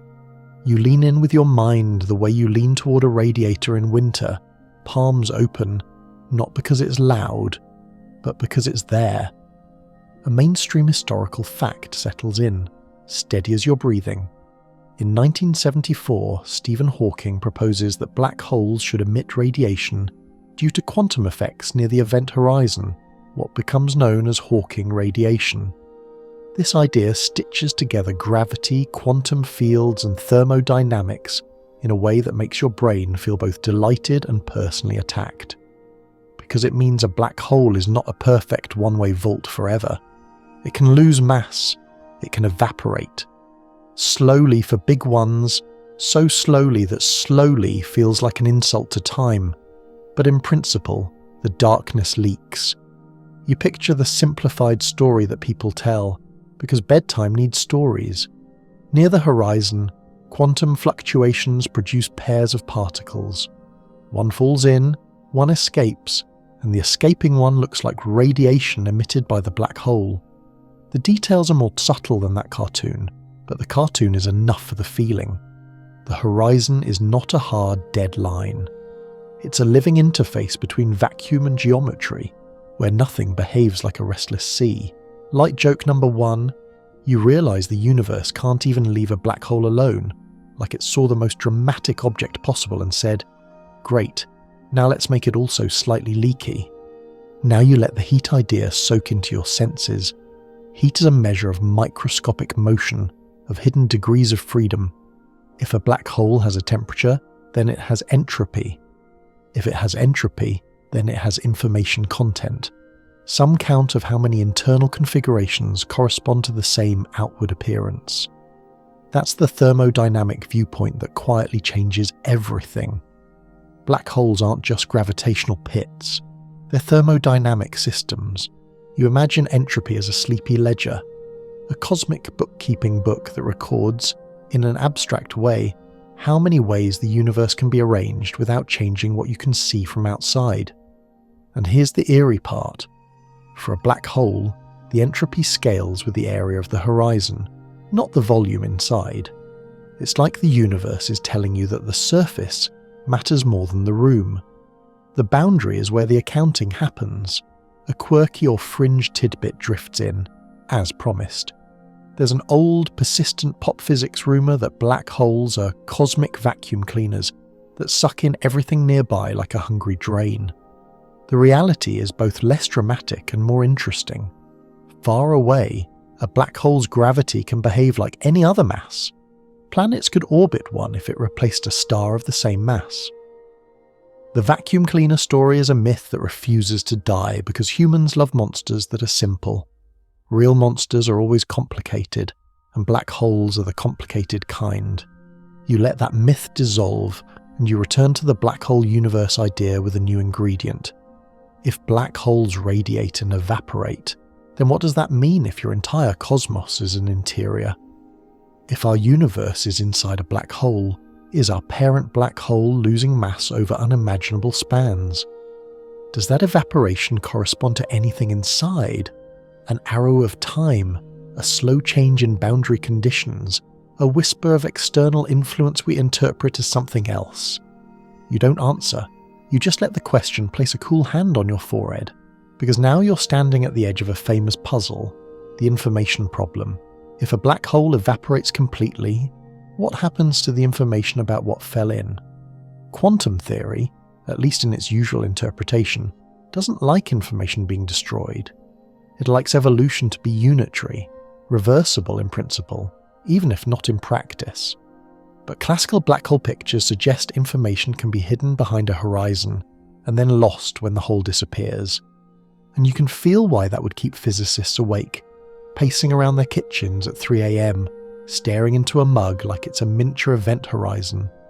Historians still argue whether the black hole information problem became such a central issue primarily because it represents a true clash between general relativity and quantum mechanics, or because it became a kind of intellectual arena, an irresistible puzzle that attracted the brightest minds and shaped the culture of theoretical physics for decades.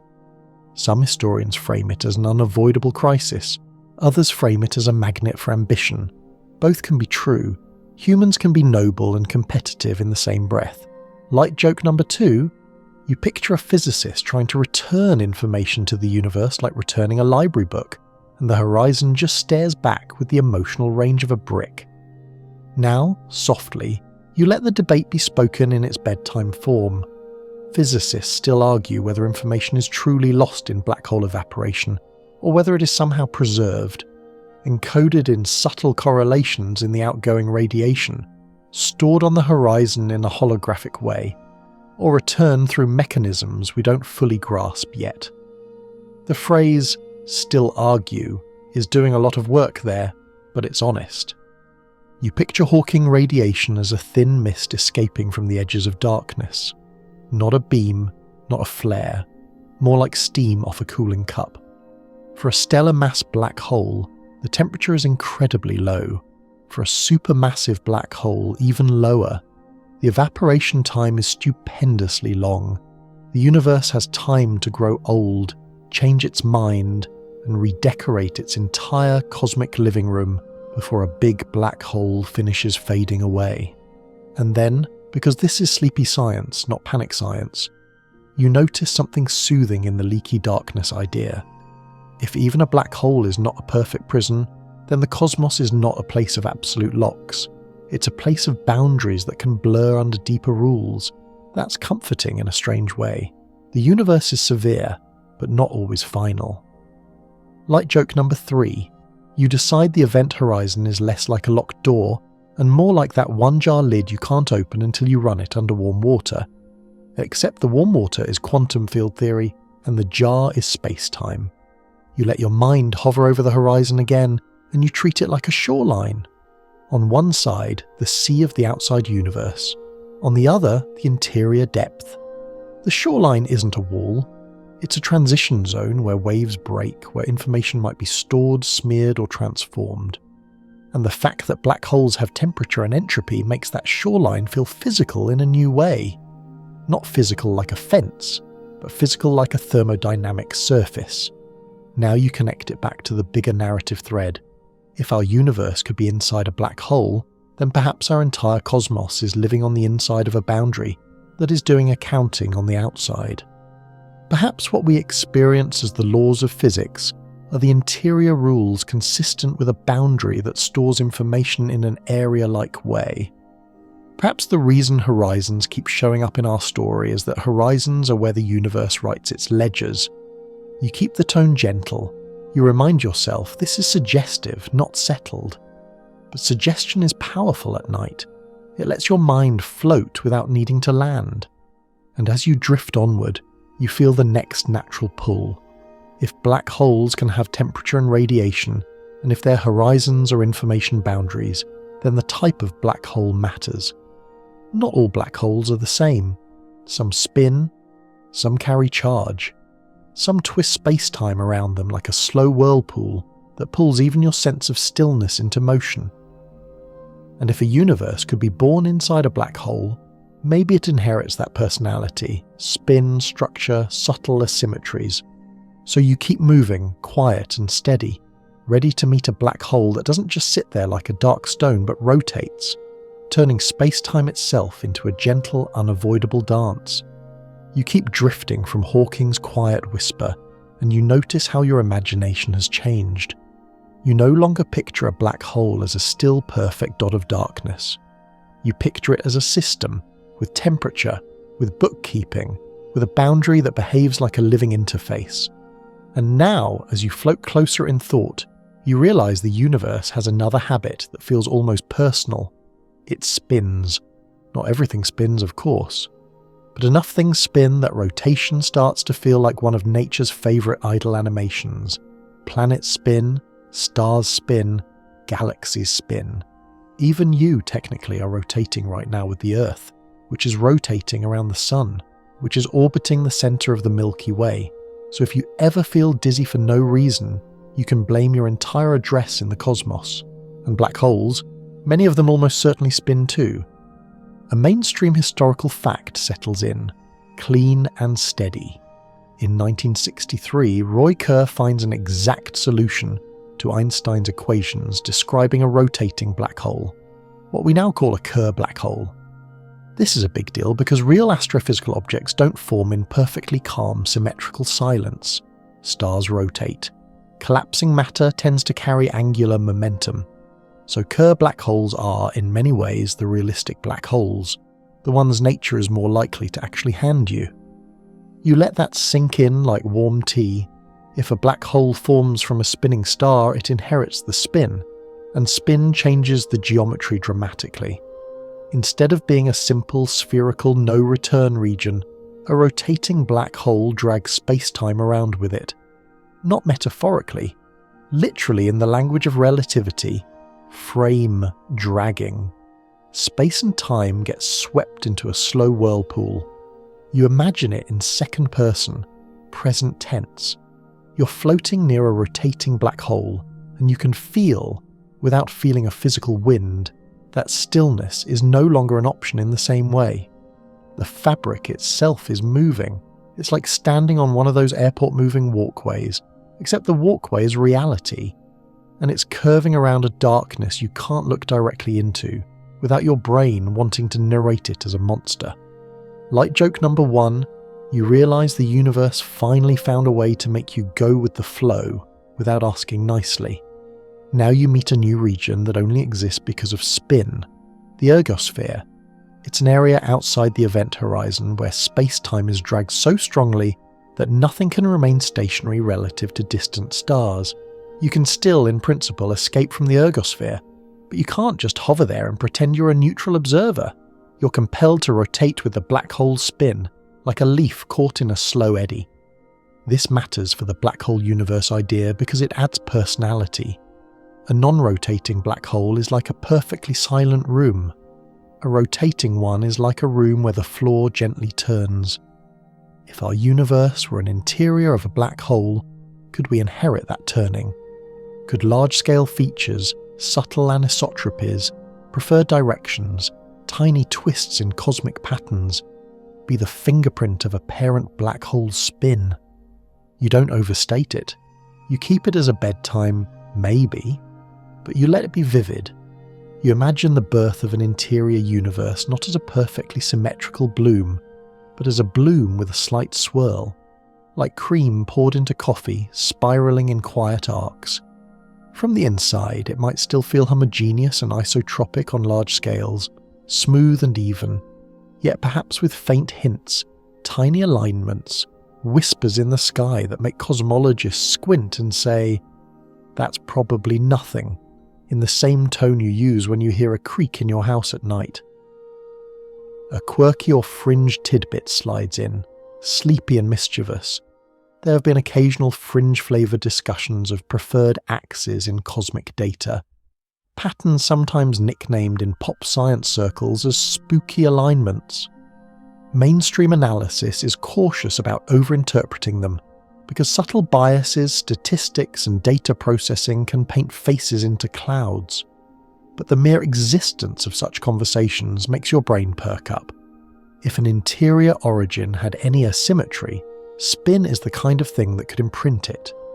Historians still argue whether the rapid acceptance of Kerr's rotating solution in the physics community came mainly from its mathematical elegance, or from the dawning realization that realistic collapse must include angular momentum.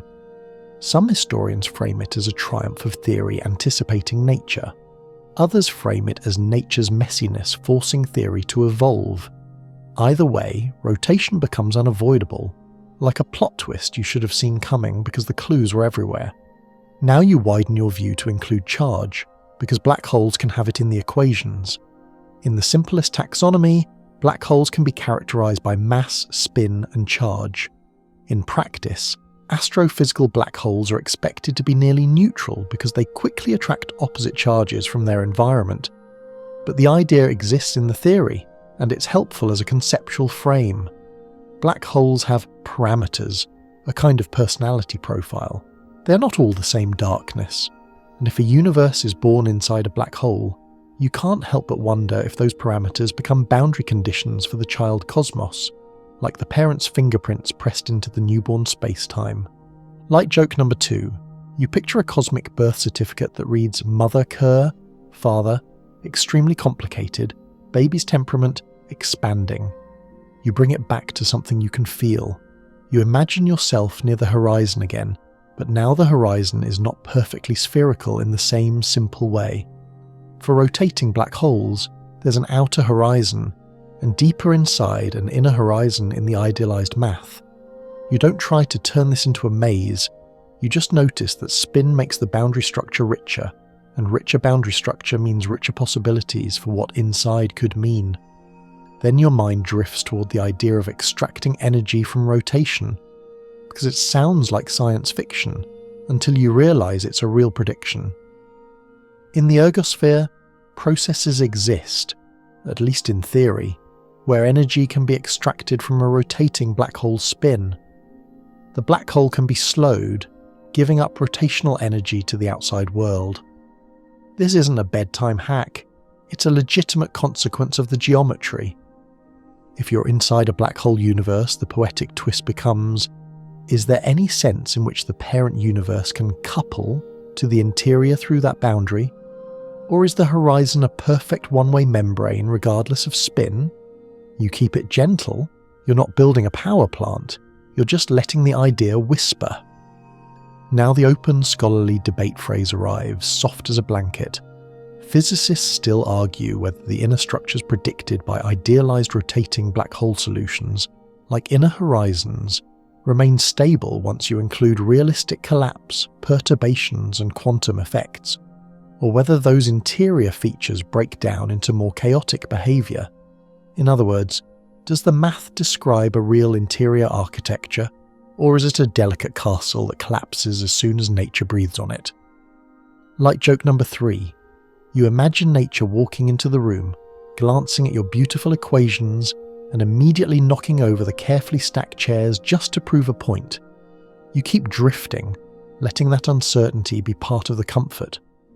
Because the deeper point of this section isn't to declare which interior blueprint is correct, it's to feel how black holes are not monolithic. They have types, they have traits, they have motion, and motion means structure, regions like the ergosphere, effects like frame dragging, the possibility that inside might carry inherited features. And now you let the narrative glide forward without starting over.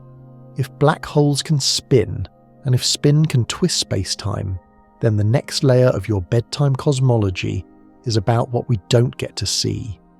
Whether nature hides its deepest interiors on purpose, whether horizons act like cosmic privacy screens, whether, even if our universe is inside a black hole, the most revealing clues are hidden behind a kind of polite censorship woven into the rules, so you drift onward, still warm, still safe, ready to meet the idea that the universe might be hiding its sharpest secrets, not out of malice, but out of geometry. You keep drifting from the slow twist of spin, and you feel the universe doing something almost polite. Not kind, let's not get carried away, but discreet, like it's tidying up before guests arrive. Because when space-time gets extreme, when curvature becomes sharp enough to make your intuition fumble for the railing, nature seems to prefer putting up a screen. A horizon, after all, is a kind of screen. You can stand outside and infer what's happening from mass, spin, and the way nearby matter behaves, but you can't see the interior directly. And that leads you into a strangely human-sounding idea with a very unhuman job description: cosmic censorship. The gist in bedtime terms is this: maybe the universe doesn't like leaving its naked singularities exposed. Maybe whenever gravity tries to form something infinitely dense, something that would break the rules in public, it wraps it in an event horizon first, like pulling a blanket over something messy before the neighbours can peek in. A mainstream historical fact drifts in, clean and quiet. In 1969, physicist Roger Penrose proposes what becomes known as the cosmic censorship conjecture, suggesting, roughly, that singularities produced by gravitational collapse are hidden behind horizons, not laid bare for the rest of space-time to witness. It's not a proven theorem in full generality. It's more like a principle the universe seems to follow often enough that physicists started suspecting it's a rule, or at least a strong habit. You feel the appeal instantly. If singularities exist, if they're real features and not just math screaming, then exposing them would mean regions where predictability fails in a very sharp way. The laws of physics, as you know them, rely on being able to set initial conditions and predict outcomes. A naked singularity would be like a hole in the script where the plot can do anything, with no warning. That's not science-friendly. That's not I can go to bed friendly. So you imagine the horizon as the universe's privacy curtain, not because it's embarrassed, but because it's enforcing causality. It keeps the deepest breakdowns, if breakdowns they are, out of the part of space-time that can send polite emails and build telescopes. Light joke number 1, you picture space-time leaning in and whispering, "You don't need to see that," the way a friend blocks your view of a kitchen disaster at a party. Now you let this connect very naturally to the big idea you've been carrying. Our universe could be inside a black hole. Because if cosmic censorship is usually true, then the interior of a black hole is exactly the kind of place where the universe might stash its most extreme behaviour. If you lived inside such a region, you might be living in the universe's hidden room. But then you notice the subtle twist. If you're inside, you don't feel hidden. From within, it's just home. Galaxies still form, stars still burn, time still advances. The curtain is only meaningful relative to an outside observer. Without an outside observer, it's just the sky. That's where the black hole universe idea becomes both eerie and oddly comforting. It suggests you may already be living in a place that is, from some larger cosmic viewpoint, behind a causal curtain. Not trapped in a dungeon, more like existing in a self-contained wing of reality whose door only opens one way. You breathe slowly and imagine how this would look from the parent universe. A star collapses. An event horizon forms. From the outside, anything that falls in appears to slow, dim, redshift, and fade. The interior becomes inaccessible. The universe, in effect, says, "I will allow this region to exist, but I won't allow it to broadcast its deepest contents back to you." That's censorship. Not moral, not political, just geometric. A quirky or fringe tidbit slips in, wearing a slightly conspiratorial coat. There are occasional speculative discussions, especially in the more adventurous corners of physics culture, about whether cosmic censorship could be violated in exotic scenarios, and whether such violations might leave observational signatures like unusual gravitational wave patterns or extreme lensing behaviour. The fringe part is usually the confidence, not the curiosity. The curiosity is fair. The confidence is where the bedtime host raises an eyebrow and says, "Sure, buddy." Historians still argue whether Penrose's conjecture was motivated more by mathematical insight into singularity formation, or by the philosophical need to protect determinism, because if naked singularities exist, prediction itself becomes fragile. Some historians emphasize the technical origins in relativity's global structure. Others emphasize the conceptual desire for a universe that doesn't randomly tear its own rulebook in public. Either way, the conjecture becomes a cultural pillar. It's one of the ways physicists express what they think the universe ought to do, even before they can prove it does. You let the thought linger. Ought. Physics doesn't usually do ought. Physics does is. And that's why cosmic censorship remains a conjecture, an open question dressed in a confident name. Now you lean closer to the notion of hidden interiors and notice that censorship has two flavours people talk about. A weak version, where singularities are hidden from faraway observers, and a strong version, where the laws remain predictive in a more robust sense. You don't need the formal definitions tonight. You just need the feeling that physics might be trying to protect the ability to make sense of the universe, at least for observers not living inside the most extreme zones. Like joke number 2, you imagine the universe as a moderator in a comment section, quietly deleting the most chaotic posts before they derail the thread. And then, because you're you, and you like turning the lens around, you ask the sleepiest, sharpest question. If our universe is inside a black hole, are we the deleted comment, or are we the whole comment section that exists behind the moderation screen? You don't answer, because the answer depends on what the interior really is. In classical general relativity, the interior seems to funnel toward a singularity. But you already know singularities might be a sign of incomplete theory. If quantum gravity smooths or replaces the singularity, then the interior could be a region where spacetime continues in some new way. Maybe bouncing, maybe branching, maybe forming a new expanding domain that, from within, looks like a cosmos with its own arrow of time. That's where censorship stops feeling like a shut door and starts feeling like a one-way womb. The outside can't see in, but the inside can still have a full history. Now comes the open scholarly debate phrase, spoken softly so it doesn't wake the skeptical part of your brain too hard. Physicists still argue whether cosmic censorship is universally true, or whether certain realistic conditions, high spin, charge, exotic matter, quantum effects, could allow horizons to fail and singularities to become visible, at least briefly. It's one of those debates where you can almost hear the subtext, "Please let the universe be well behaved," versus, "But what if it isn't?" Like joke number 3, you imagine reality flipping a coin whenever it gets too dense, like, "Horizon today, naked singularity, let's keep it spicy." You let that joke dissolve into calm, because you're not here to make the cosmos spicy, you're here to make it sleepy. And so, you gently gather what this section has really done. It has given you a way to think about why the inside a black hole idea can be so hard to confirm from within. Horizons are designed, by their very definition, to block direct information flow. If our universe sits behind such a boundary, we might not have any direct observational access to the parent context. We would only have internal clues, subtle fingerprints in large-scale geometry, in the way expansion behaves, in how information seems to be stored on boundaries. You feel the continuity of your own experience, breath, warmth, the faint hum you might have in the background, and you realise how similar that is to what an interior universe would feel like. Normal, self-contained, not obviously inside anything.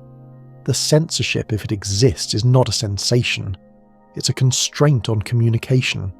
And that sets you up for the next drift forward, because now you're ready to meet something that looks, from the inside, like the universe breaking its own speed records. A sudden growth spurt. A rapid swelling of scale that makes ordinary expansion look like a slow stretch after a nap. You keep drifting, still second person, still steady, carrying the thought that the universe may hide its most extreme secrets behind horizons, not to tease you, but to keep the rest of space-time coherent.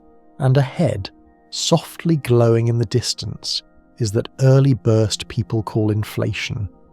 An idea that might rhyme with an interior story in ways that are either deeply meaningful or just deeply tempting. You keep drifting from the idea of cosmic censorship, the universe's preference for curtains and privacy screens, and you arrive at a moment in the story where, instead of hiding something, the cosmos does the opposite. It shows off. It takes the gentle, dignified expansion you've been imagining like a slow inhale, and replaces it for an instant with something more like a startled gasp. Inflation. Not the grocery store kind, unfortunately. The cosmological kind. An early burst of expansion so fast that the word fast feels like a tiny toy car trying to compete with a rocket launch. You don't hear it. You don't feel it. You infer it. Like you infer the presence of wind by watching leaves move, except here the leaves are galaxies and the wind is the geometry of reality. A mainstream historical fact eases in, clean and simple. In 1980, physicist Alan Guth proposes inflation as a way to address several puzzles in Big Bang cosmology. Why the universe looks so uniform on large scales, why space seems so close to geometrically flat, and why we don't see certain exotic relics that some theories predicted should be common. Inflation becomes one of those ideas that is both elegantly motivated and endlessly debated. Like a famous recipe, everyone agrees is delicious, but nobody agrees on the exact ingredients. You let your mind picture the early universe as a dim, dense fog that suddenly, without warning, stretches so rapidly that tiny regions become enormous. It's as if the universe takes a small patch of space-time and irons it smooth, pulling out wrinkles, flattening kinks, and leaving behind a cosmos that looks remarkably even in all directions. You imagine a crumpled bedsheet being snapped and stretched until it lies almost perfectly flat. If you're lying on the sheet, you might not even notice the snap. You just wake up to a smoother world.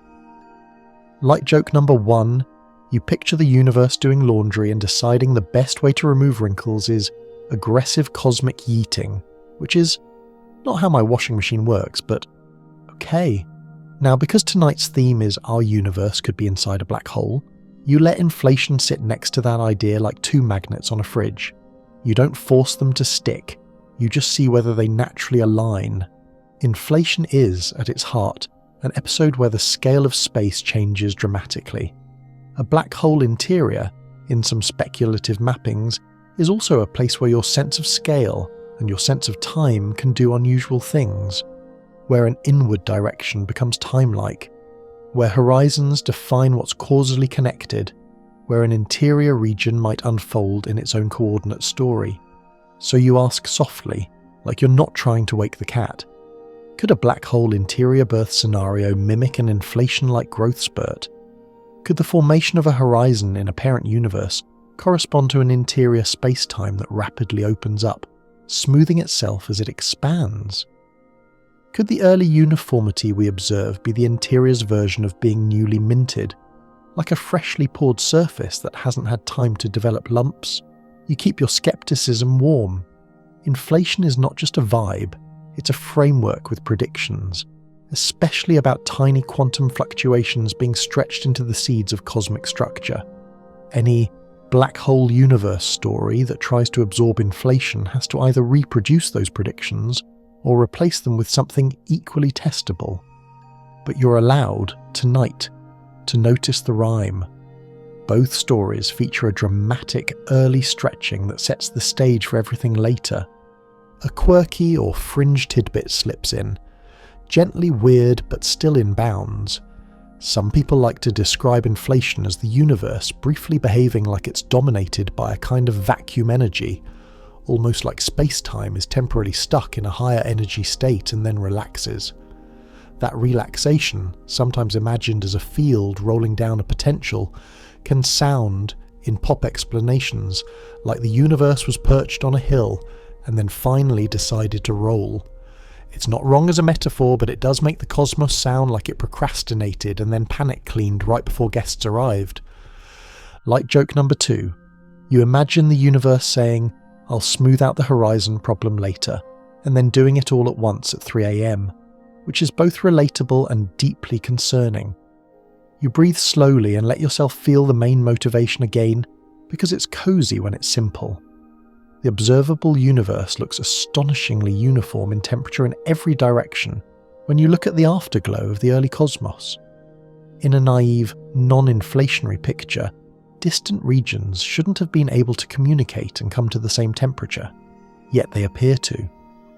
Inflation offers a neat explanation. Those regions were once close enough to equilibrate, then were rapidly stretched apart. Now you let the black hole interior lens try on that coat. If our universe begins as an interior region opened by apparent collapse, maybe the early causal structure is different than we assume in simple Big Bang pictures.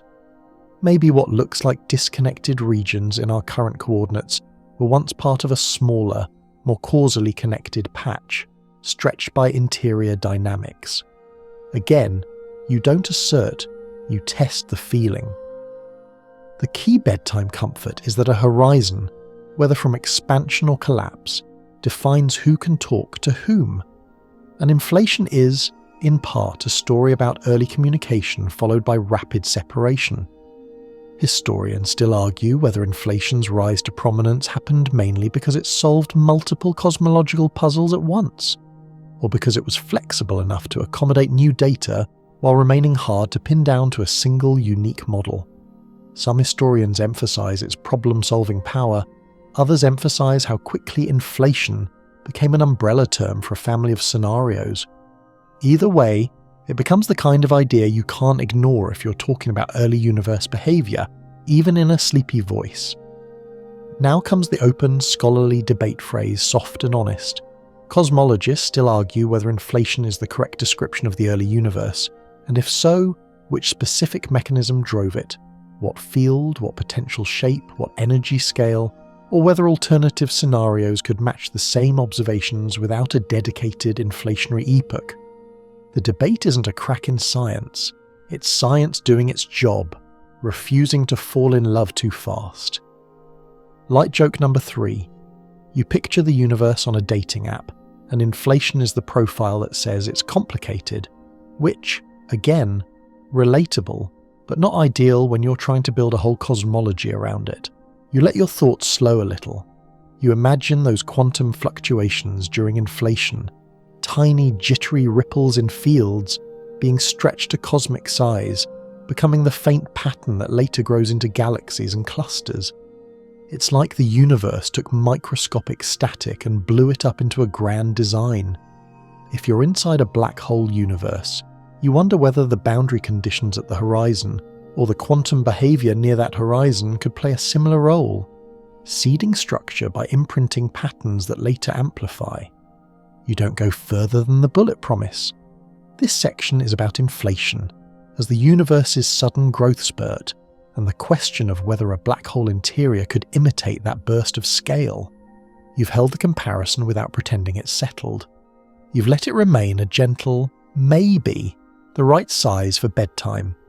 And now, as you drift onward, the next idea is already waiting like a soft glow on the edge of your awareness. If early expansion can be tied to horizons, and if horizons might be where information is accounted for, then perhaps the deepest clue isn't in the volume of space at all, but on a boundary you can't touch. You keep floating forward, ready to meet the thought that your whole universe might be in some sense a kind of hologram, where surfaces matter more than interiors, and the event horizon becomes not just a limit, but a ledger. You keep drifting from inflation's sudden growth spurt, and you can almost feel your mind reaching for the edge of the universe, like a hand reaching for the edge of a blanket. Because once you accept that boundaries matter, horizons, causal limits, the places where signals fail, the next question is unavoidable and oddly intimate. What if the boundary is where the universe stores itself? Not stores like a closet, stores like a memory, stores like a code. You let the idea arrive slowly, so it doesn't jolt you awake. The holographic principle. The thought that the information describing everything inside a region might be encoded on the boundary of that region, kind of like a three-dimensional scene somehow living on a two-dimensional surface. Not because reality is fake, but because gravity and quantum theory seem to hint that the deepest bookkeeping happens on surfaces, not in volumes. A mainstream historical fact settles in with a quiet click. In the 1970s, Jacob Bekenstein argues that black holes should have entropy proportional to the area of their event horizons, and Hawking's later work connects that entropy to a temperature, turning horizons into thermodynamic ledgers.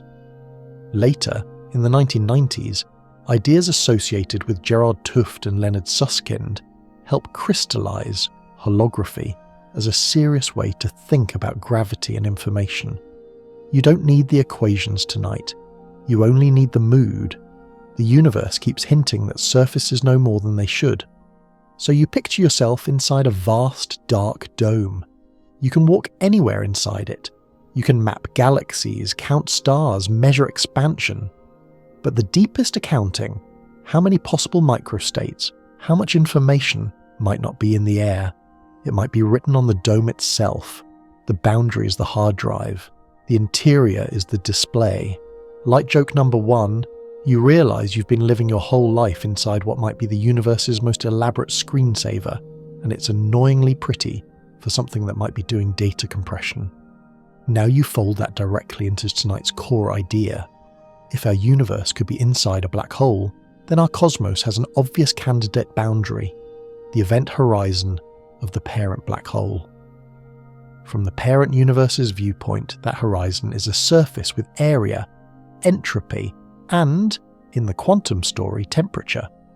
It's a thermodynamic object, a ledger, a place where information might be encoded. From your viewpoint inside, you don't see that horizon as a shiny membrane in the sky. You experience a universe that seems volume-filling, rich, three-dimensional, and vast. But holography says, don't be too impressed with the volume. The volume might be emergent, the boundary might be fundamental, and that is a weirdly sleepy thought. It's like realizing the whole room you're in could be generated by a smaller set of instructions than you assumed. Not simpler in experience, still full of texture and detail, but simpler in storage.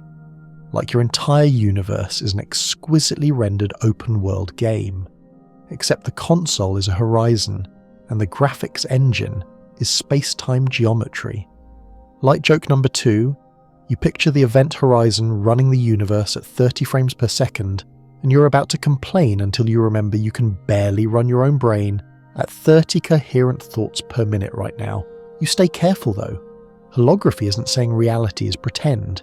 It's saying that in theories of gravity, the number of degrees of freedom, how much information can fit, scales like area. That's deeply non-intuitive because your everyday life scales like volume. Bigger box, more stuff.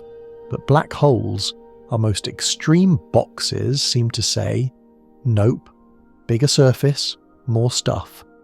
That's not just a cute fact. It's a clue about the underlying nature of space-time and quantum fields. A quirky or fringe tidbit slips in, as promised. You'll sometimes hear people in pop science land stretch holographic universe into your life is literally a projection and nothing matters. That's the philosophical equivalent of taking a careful scientific metaphor and using it as a skateboard down a staircase. The actual idea is more disciplined. It's about equivalence between descriptions, about how gravity in a volume might correspond to a non-gravitational theory on a boundary. Still mind-bending, but not a license to ignore your dentist appointments. Historians still argue whether the holographic principle emerged primarily from black hole thermodynamics itself, or from the later success of specific mathematical dualities in string theory that made holography feel concrete rather than poetic. Some historians emphasize the black hole entropy area law as the spark. Others emphasize the later formal machinery that made the spark into an engine.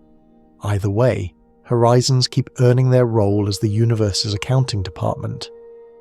Now you return to the black hole universe hypothesis and let holography tighten it. If the boundary of a black hole can encode what's inside, then the inside universe might be constrained, shaped by that encoding.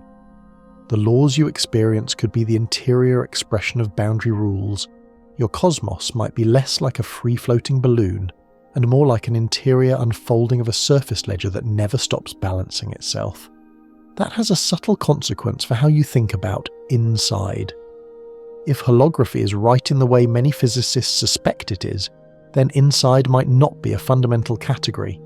The deep reality could be boundary information, and the interior space you wander through could be emergent, real in the way a wave is real, undeniable, measurable, consistent, but not necessarily fundamental in the smallest description. And that loops right back to your earlier feeling. The horizon isn't a wall, it's a rule. A rule about information, and therefore a rule about reality. Now comes the open scholarly debate phrase, quiet and honest. Physicists still argue whether holography is a universal feature of quantum gravity, or a powerful tool that applies only to certain idealized spacetimes, and whether our specific universe, with its expansion and apparent dark energy, admits a clean holographic description at all. The debate isn't about whether the idea is beautiful, it's about whether the idea is ours. Light joke number 3. You imagine the universe reading the holography proposal and saying, "Nice theory," like a cat acknowledging your presence by not acknowledging it. You let that uncertainty be a comfort, because in sleepy science, uncertainty is a pillow. It means you don't have to solve the whole cosmos to let it soothe you. And now, you feel the pacing shift, the way your thoughts naturally slow once you've climbed a conceptually steep hill. The vocabulary softens, the sentences lengthen, your attention stops trying to grab the next idea like it's late for a meeting, and instead it starts to drift, like a leaf floating on a very calm river that does not require your input. You imagine the horizon again, but this time you don't picture it as an edge you approach. You picture it as a distant, unseen surface that nevertheless holds you in a gentle kind of definition. You're inside a region of space-time that behaves consistently, that gives you the comfort of predictable physics, the soft reliability of stars that burn for billions of years, the quiet patience of galaxies that take their time. And even if, in some grander description, all of this could be encoded on a boundary you will never touch, that doesn't make your experience thin.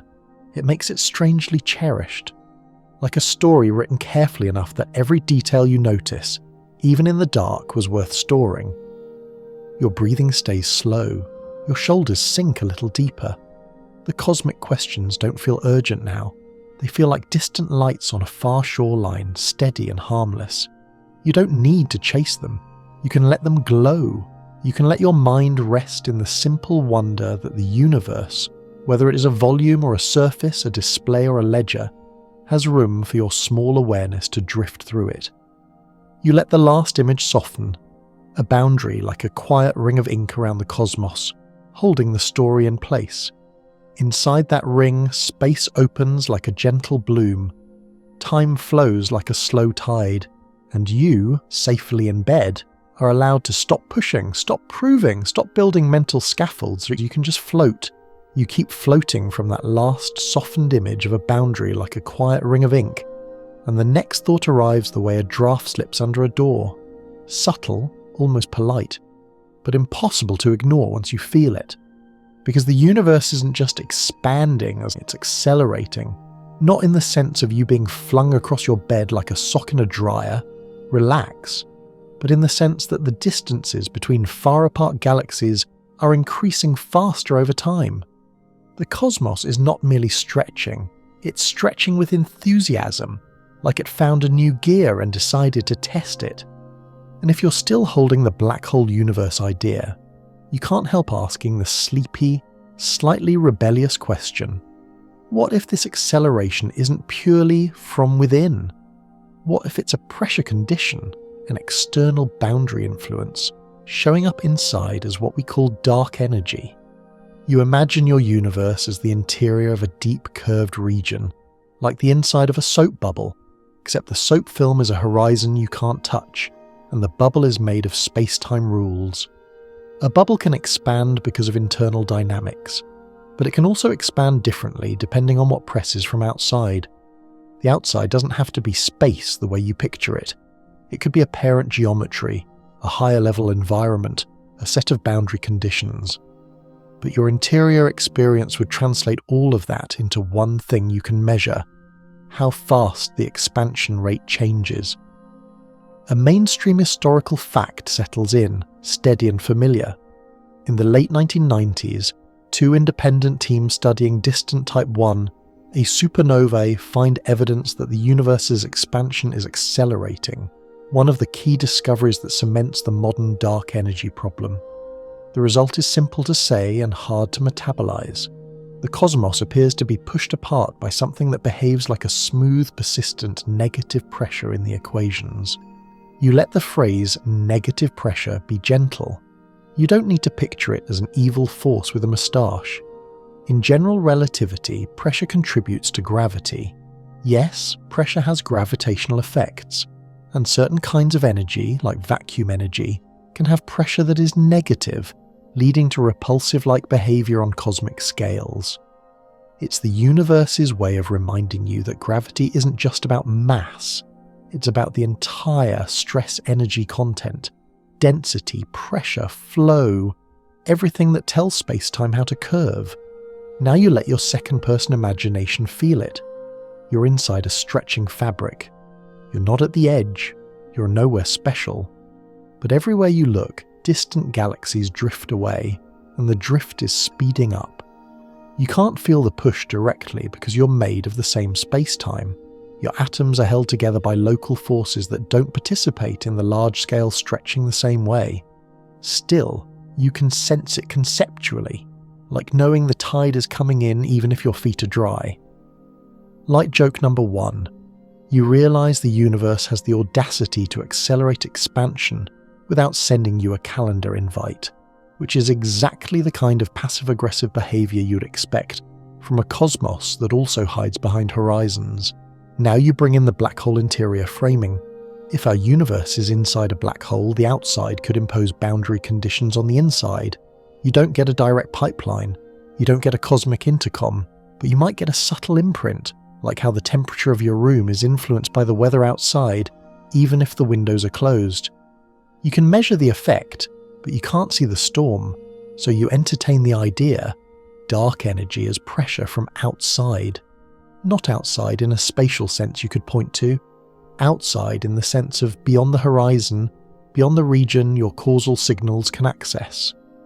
If a parent universe exists, its global dynamics, its curvature, its vacuum energy, its own expansion or collapse, could, in certain speculative setups, translate into an effective energy component inside the child universe. From the inside, you'd call it dark energy because you can't see its source. From the outside, it might be a boundary condition, a constraint, a kind of cosmic atmospheric pressure pressing on the interior geometry. A quirky or fringe tidbit slips in, just odd enough to keep your mind awake, but not so odd it makes you sit upright. Some speculative thinkers have played with brain world-flavoured ideas, where our universe is a kind of surface embedded in a higher dimensional space. And in those contexts, accelerated expansion can be interpreted as an effect of the embedding or the bulk environment. It's not the same as inside a black hole, but it rhymes with the same bedtime theme. What you experience as dark energy might be how hidden structure shows itself when it can't show itself directly. You let it remain a rhyme, not a claim. Historians still argue whether the rapid rise of dark energy as a concept was driven more by the elegance of fitting acceleration with a cosmological constant, or by the observational shock of the supernova results, forcing cosmology to accept a dominant component it couldn't directly identify. Some historians emphasize theory's readiness. Einstein had introduced a cosmological constant earlier, after all, while others emphasize the sheer surprise of the data. Either way, it becomes one of those moments where the universe changes the conversation, while humans are mid-sentence. Now you bring it back to the sensory bedtime scene. You're lying still. The fan hums, or the silence does. In your mind, you're in a slow-moving elevator again. But this time the elevator isn't falling, it's expanding. The walls aren't rushing past you, they're receding, and the receding speeds up. It's a strange kind of motion. Motion without wind, motion without friction, motion that feels like a growing quiet. Light joke number 2. You imagine the cosmos gently whispering, "Don't worry, I'm just making more room," like it's rearranging furniture at 2 a.m, which is inconsiderate but technically generous. Now the open, scholarly debate phrase arrives, plain and soft. Cosmologists still argue whether dark energy is truly a cosmological constant, an unchanging vacuum energy, or a dynamic field that evolves over time, or even a sign that gravity behaves differently on the larger scales than our current theory assumes. That debate matters because if dark energy is dynamic, it leaves more room, ironically, for boundary condition interpretations and interior universe stories. If it's constant, the outside pressure picture becomes more constrained and must be very specific. You hold both possibilities like two stones, one smooth and one rough. If dark energy is constant, it could be a deep property of spacetime itself, maybe even tied to the same kind of holographic bookkeeping you were just dreaming about. If it's dynamic, it could be an interior response to boundary evolution, like a slowly changing tension in the fabric. And because you're inside this hypothesis tonight, you ask a careful follow-up. Would an outside influence necessarily look smooth and uniform inside? It might, if the boundary condition is global and isotropic, like uniform pressure on a balloon. But it might also carry subtle anisotropies. That becomes a clue-hunting game, the kind cosmologists actually play. Search for departures from perfect uniformity in the acceleration, tiny shifts that might suggest more than a simple constant. You don't chase the clues yet, you just notice that the idea has a handle. Light joke number 3, you picture yourself as a cosmic detective with a magnifying glass, and the only fingerprint you find is expansion, but faster, which is not the most satisfying clue, but it's what we've got. You let your attention soften again. The purpose here isn't to solve dark energy before you fall asleep, it's to gently position it as a possible outside whisper, an interior symptom of boundary conditions within the black hole universe lens. A calm thought. You might be living in a region whose expansion is partly an internal story and partly an external constraint, and the only way to tell is by reading the universe's subtle behavior like a long, slow sentence, and you can feel the narration naturally turning toward the next unseen companion in the dark. Dark matter. The scaffolding you can't see but can measure, the invisible mass that shapes galaxies and clusters. If dark energy is the push, dark matter is the grip. And if you're inside a black hole universe, you start wondering whether that unseen grip is also a boundary effect, an inheritance, or something else entirely. So you keep drifting forward, not rushing, letting the accelerating expansion fade into the background hum, like the fan, while you prepare to follow the next invisible thread. You keep drifting forward from that idea of acceleration, this gentle, persistent push that seems to come from nowhere you can point to, and you begin to sense the other half of the universe's invisible duet. If dark energy is the quiet shove, then dark matter is the quiet grip, the scaffolding, the unseen hand that doesn't push things apart but holds structures together when, by ordinary matter alone, they should come undone like a poorly tied shoelace. You imagine a spiral galaxy, not as a flat photo on a screen, but as something you're walking through in second person, present tense. You trudge along a halo of faint stars, and the disk glows like a slow pinwheel of light. Everything rotates, calmly, steadily, like the universe is stirring its own soup and trying not to splash. And yet, when you do the simplest Newtonian accounting, mass here, rotation speed there, something doesn't add up. The outer stars move too fast to be held by the visible matter alone. By the rules you learned in your cozy gravity-as-shape worldview, they should fling outward. But they don't.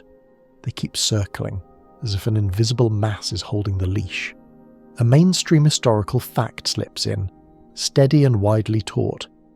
In the early 1930s, Fritz Zwicky infers missing mass in galaxy clusters from their motions, and later, in the 1970s, Vera Rubin's galaxy rotation curve measurements help cement the case that galaxies contain far more mass than we can see.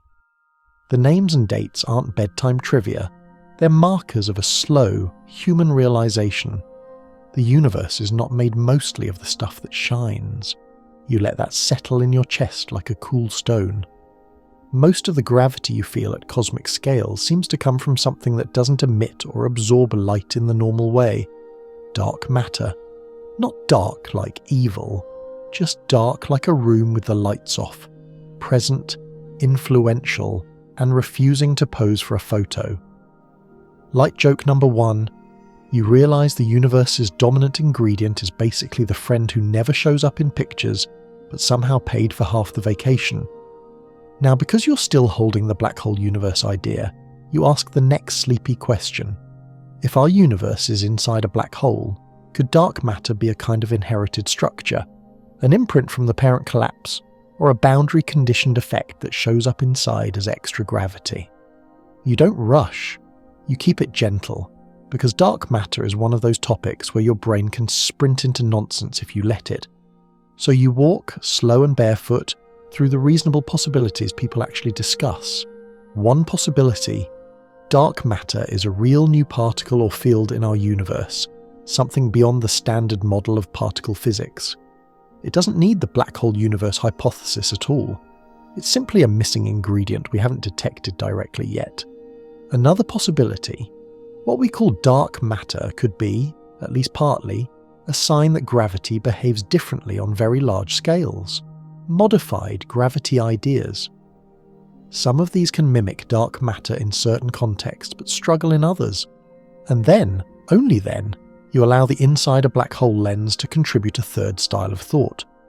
If interior spacetime is constrained by a horizon boundary in a parent universe, could there be effective gravitational degrees of freedom inside that look like extra mass? Could some bulk, influence, or boundary encoding, or leftover imprint of collapse conditions appear as an additional gravitational component that doesn't interact with light? You let that idea hover like mist. It's not a claim. It's a way of asking whether darkness might be the shadow of a boundary. A quirky or fringe tidbit slips in, quietly ridiculous but familiar. There's a long-lived myth that dark matter might just be ordinary stuff we missed, like clouds of cold gas, lots of faint stars, or endless black holes hiding in the dark. Most of those "it's just normal stuff" explanations have been heavily constrained by observations, but the myth persists because humans love solutions that don't require new physics. It's the cosmic equivalent of insisting the missing sock is definitely in the dryer, even though you've checked the dryer 3 times, and the sock is clearly living a new life in another dimension. Light joke number 2. You decide the missing sock universe is statistically more plausible than some of the theories people post at 2 a.m. And yes, you hear the irony. You return to what dark matter does, because what it does is more important for bedtime than what it is. It shapes the cosmic web, the filamentary structure of galaxies and clusters across the universe. It acts like invisible scaffolding that ordinary matter falls into, cooling and clumping into stars and galaxies. In that sense, dark matter is less like a ghost, and more like the architecture you can't see behind the drywall. It determines where the rooms go. Now you bring that back to the black hole universe hypothesis in a careful, non-drifting way. If an interior universe is born from collapse, it might not start perfectly smooth. There could be tiny anisotropies, fluctuations, inherited perturbations. Remember that swirl of spin you pictured earlier, imprinted on the interior geometry? Those perturbations could guide where matter clusters, so one speculative angle is that what we attribute to dark matter's gravitational shaping could, in some interior birth models, be partly attributed to geometric features of the interior spacetime itself, extra curvature modes, effective stress energy from the boundary encoding, or other emergent degrees of freedom. You keep the tone honest, that's speculative, but it matches tonight's rhythm. Dark energy as an outside pressure possibility, dark matter as an unseen scaffold possibility. Both are things we infer by gravity's behaviour, by how the universe bends and moves, rather than by direct sensory detection. Historians still argue whether the early acceptance of dark matter was slowed more by limitations in observational technology, or by deep skepticism about introducing unseen components into cosmology. Some emphasize the slow accumulation of evidence. Others emphasize the cultural reluctance to say, most of the universe is invisible. Humans prefer a universe that shows its work. Now the open scholarly debate phrase arrives, exactly where it belongs. Physicists still argue whether dark matter is made of new particles, whether it could be explained by modified gravity, or whether the correct explanation involves a more radical restructuring of how space-time and information behave at cosmic scales. The word argue here is polite. Sometimes it's more like a prolonged peer-reviewed sighing contest. Like joke number 3, you picture two theorists in a whisper fight, and the only thing louder than their disagreement is the sound of grant applications being typed. You breathe in slowly and let your imagination do something soothing with dark matter. You picture it as a cool, invisible fog permeating the galaxy, not interacting with your flashlight, not warming your skin, just existing as a gravitational presence. You walk through it and nothing brushes your sleeve, yet it shapes every orbit, every cluster, every slow dance of stars. It's the most influential wallflower in existence. And then, very gently, you realize why this belongs in a black hole universe bedtime story. Because black holes taught you that invisible doesn't mean absent. The horizon is invisible, but it defines causal reality. Hawking radiation is unimaginably faint, but it changes the fate of black holes. Holography suggests surfaces can encode interiors without being seen. In that context, dark matter feels less like an embarrassment and more like a familiar kind of mystery, something you can't see directly, but whose effect you can measure with stubborn patience. You let that patience carry you forward. The next step in your drift is a natural one. If there's invisible mass-shaping galaxies, and if there's accelerated expansion shaping the larger scales, then the universe has a baby picture that might show both. An ancient light field that carries information about early conditions and subtle anomalies. The cosmic microwave background. The oldest glow you can still measure, so you keep floating onward, still relaxed, still second person, carrying the unseen scaffold behind you like a quiet thought you don't need to resolve tonight. Ahead, the universe's earliest light waits like a faded photograph in an old drawer, soft, grainy, and full of tiny smudges that might be telling you more than you think. You keep floating from the idea of invisible scaffolding, dark matter holding galaxies together like quiet bones inside a glowing body. And now you reach for the oldest light you can possibly hold in your hands without burning your fingers. Not starlight, not galaxy light. Older than that. A light so ancient it feels like a memory the universe forgot to delete. You picture it as a faint, everywhere present glow, like the afterimage you see when you close your eyes after looking at something bright. Except this afterimage is real, measurable, and spread across the entire sky. You're not looking at space. You're looking at a surface of time, the moment the universe finally becomes transparent enough for light to travel freely. A mainstream historical fact settles in, solid and quietly triumphant. In 1965, Arno Penzias and Robert Wilson detect the cosmic microwave background, an all-sky microwave signal that becomes one of the strongest pillars of Big Bang cosmology. They aren't hunting for the universe's baby picture at first, they're trying to deal with persistent noise in their antenna. The cosmos, being the cosmos, hides its origin story in something that initially looks like a technical nuisance. It's like the universe left its most important voicemail as static. Light joke number 1, you imagine two scientists arguing with a stubborn antenna, and the universe whispering, "That's me," like a shy person photobombing history. Now you place yourself, second person, right under that glow. You're lying in bed, but in your mind you're lying under a sky that is not empty. It's filled with this soft microwave haze, cooled down over billions of years from a once blazing plasma. In the early universe, light can't travel far. It's constantly scattered by free electrons. But as the universe expands and cools, electrons and nuclei combine into neutral atoms, and suddenly photons can stream freely. The cosmos becomes transparent. That release of light is what you see today as the CMB, stretched by expansion into microwaves. And this is where the story gets deliciously relevant to our black hole universe hypothesis. The CMB is almost perfectly uniform, but not perfectly. It has tiny temperature variations, little freckles in the glow. Those freckles are everything. They are the seeds of structure, the faint fingerprints of early fluctuations that later grow into galaxies, clusters, and the cosmic web. You imagine the CMB as a calm ocean seen from above at night, mostly smooth, but with the smallest ripples catching the moonlight. Each ripple is a clue about what the universe was doing when it was young, about how matter and radiation danced, about how gravity was already shaping the future. Light joke number 2.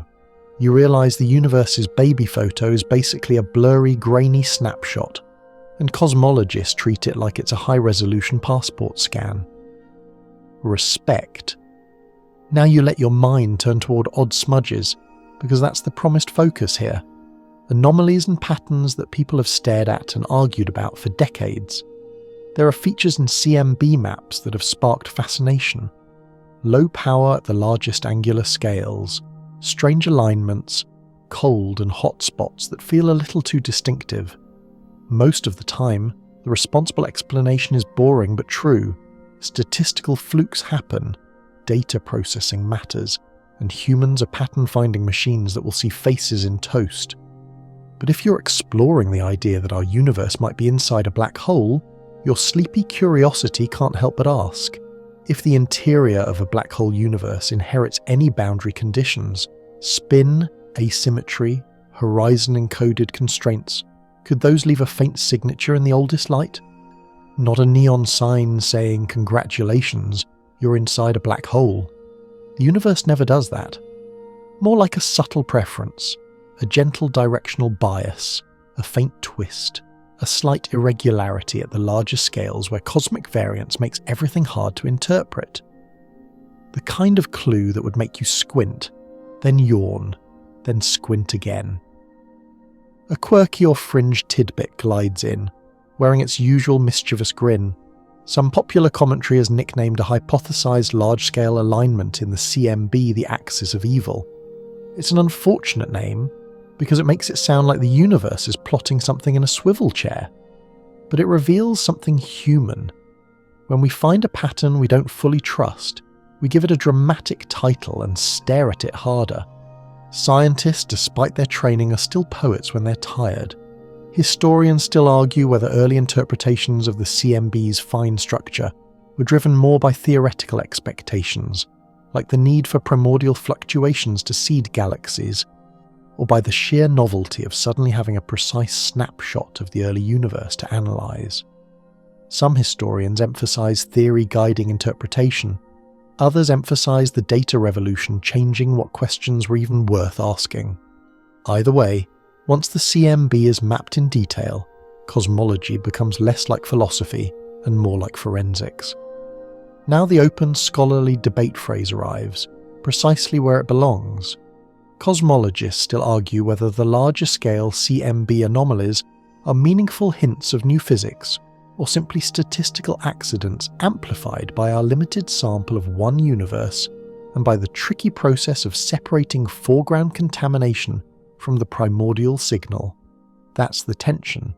One sky, one set of maps, and a human urge to declare significance. You let that debate feel like a gentle rocking motion rather than a stressor. Because in this sleepy science mood, the point isn't to declare victory.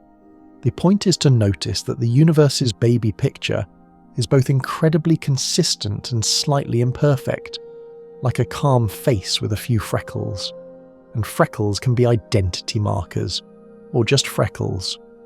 So you fold the black hole universe idea back into your hands one more time, carefully. If we're inside a black hole, the horizon and its properties might constrain interior fluctuations. Holography suggests boundaries can encode bulk information. Spin suggests inherited asymmetry could exist. Cosmic censorship suggests the parent context might be hidden except for subtle imprints. All of that raises the bedtime question. Could the CMB be the place where those imprints show up most cleanly because it comes from such an early, simple era? You don't chase later sections' testing strategies yet. You just keep to the promise.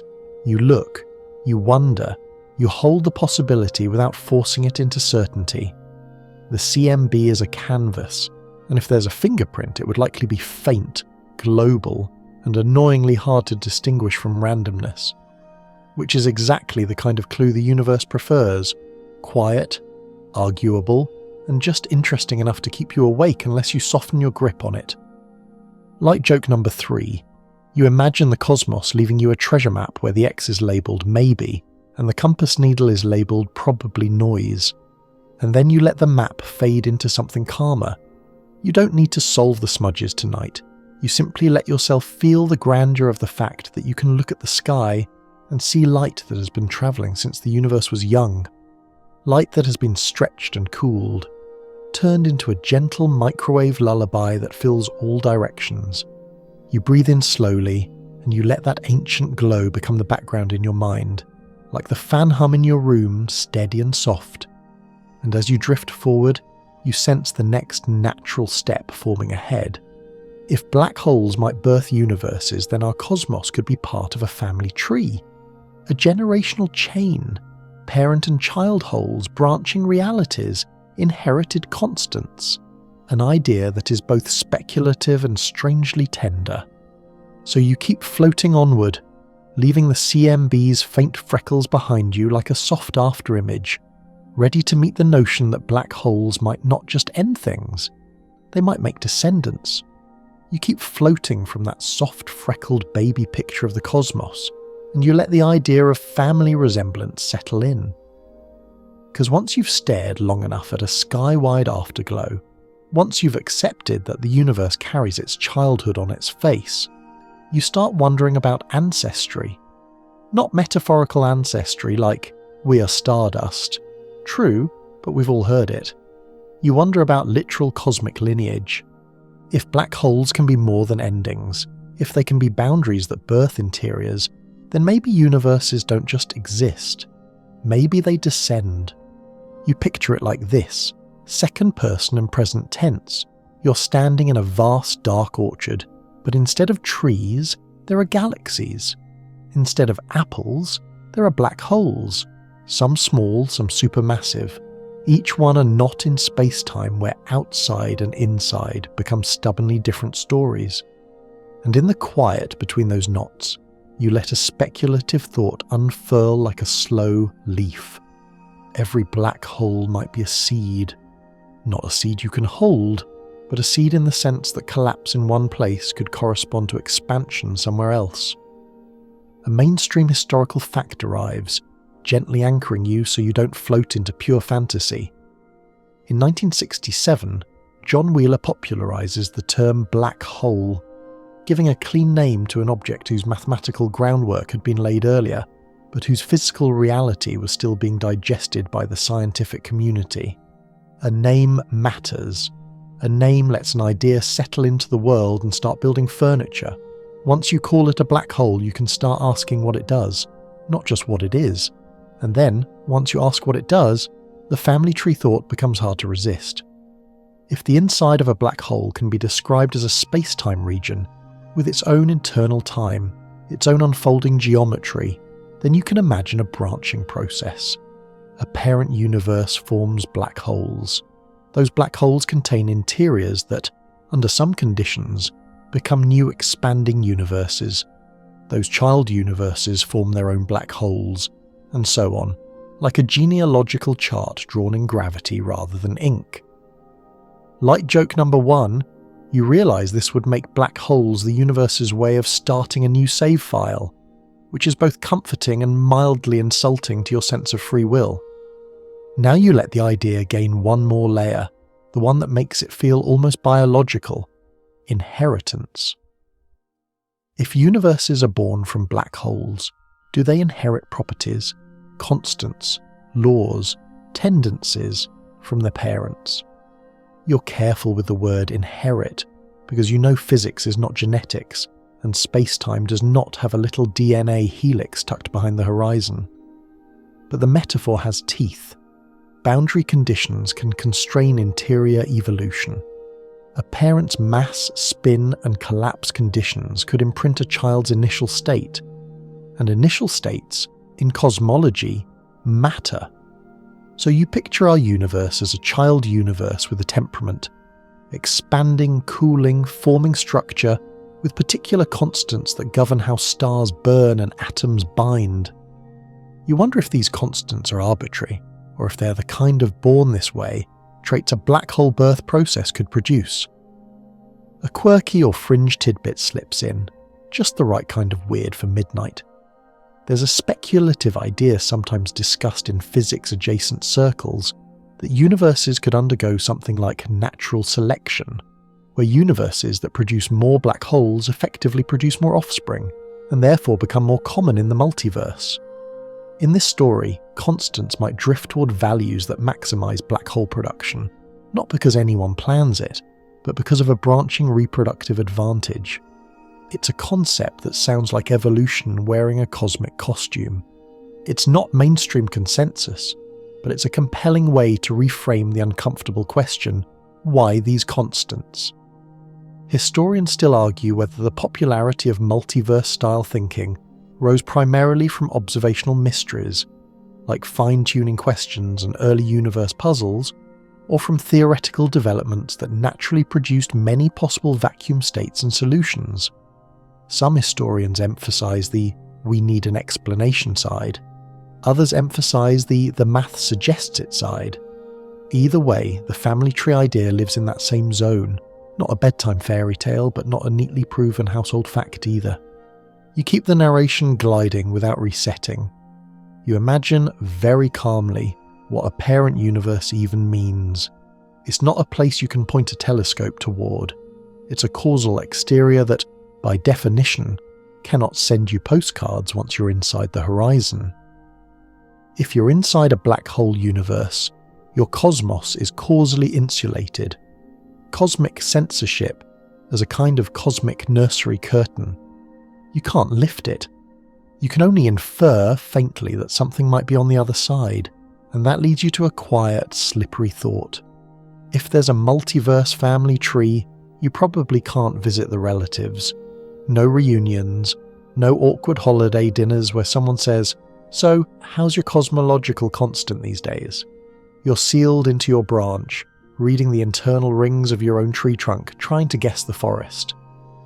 Like joke number 2, you imagine a Meet the Parents scenario where you try to explain your universe's dark energy to a stern parent black hole, and it just silently rotates.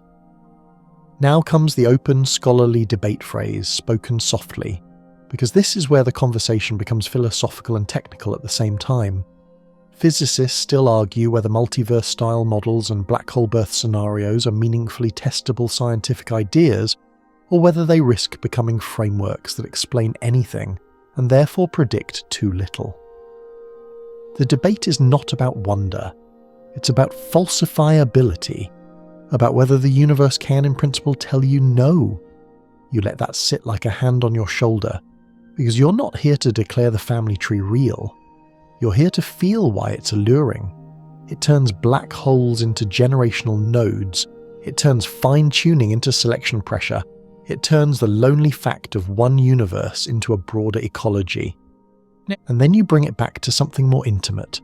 If you're inside a black hole universe, you're inside a lineage whether or not you ever confirm it. Your physics might be an inheritance.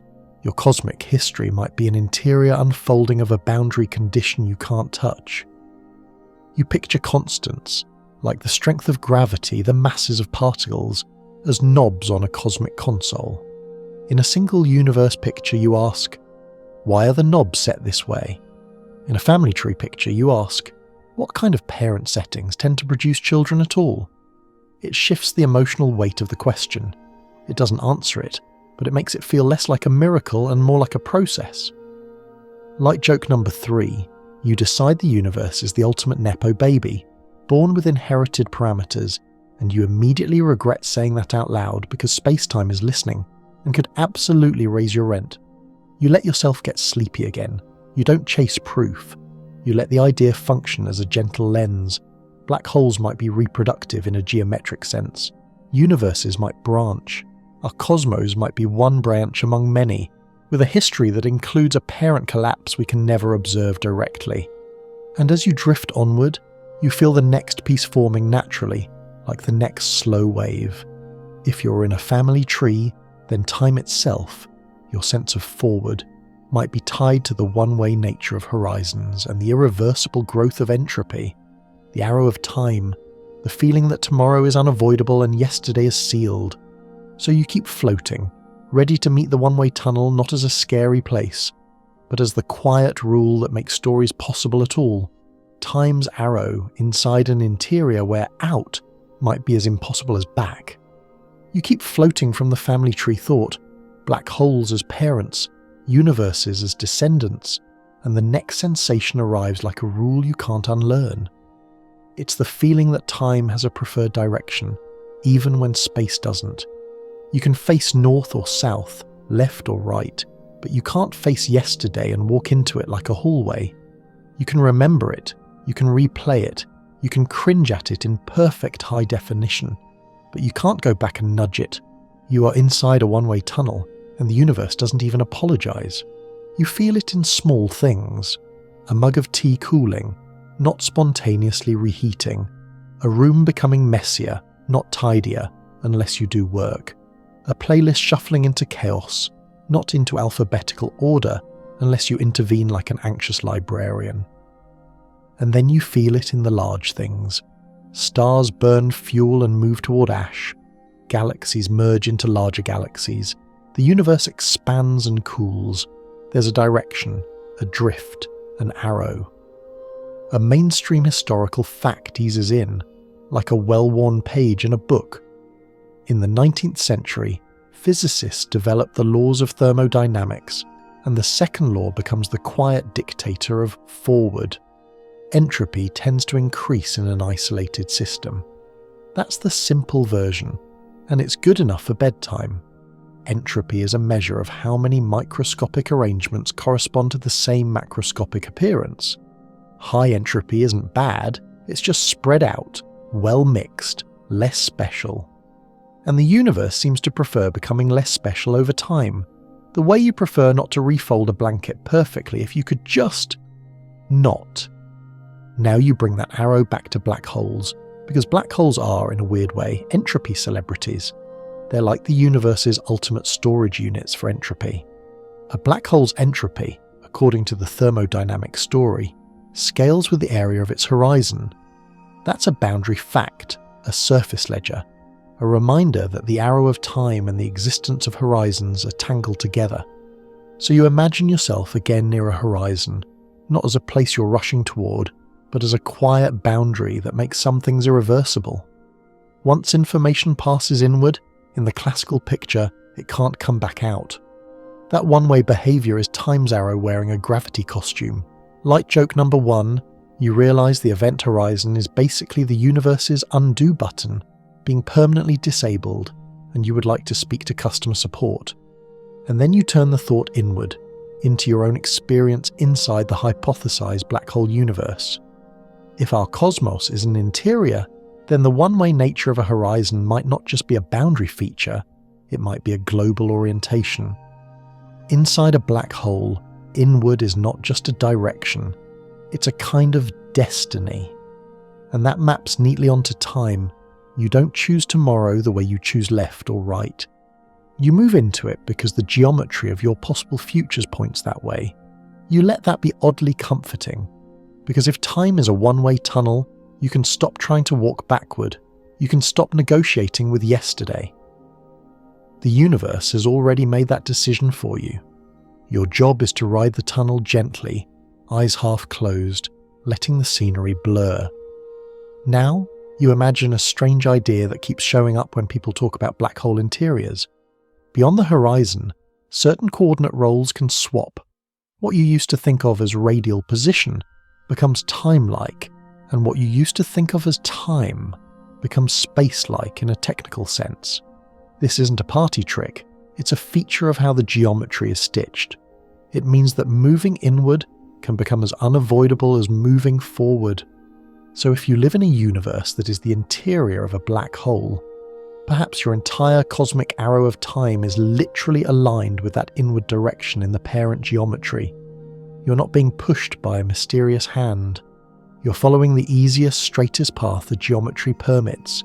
Your geodesic, your lazy river through space-time. Light joke number 2.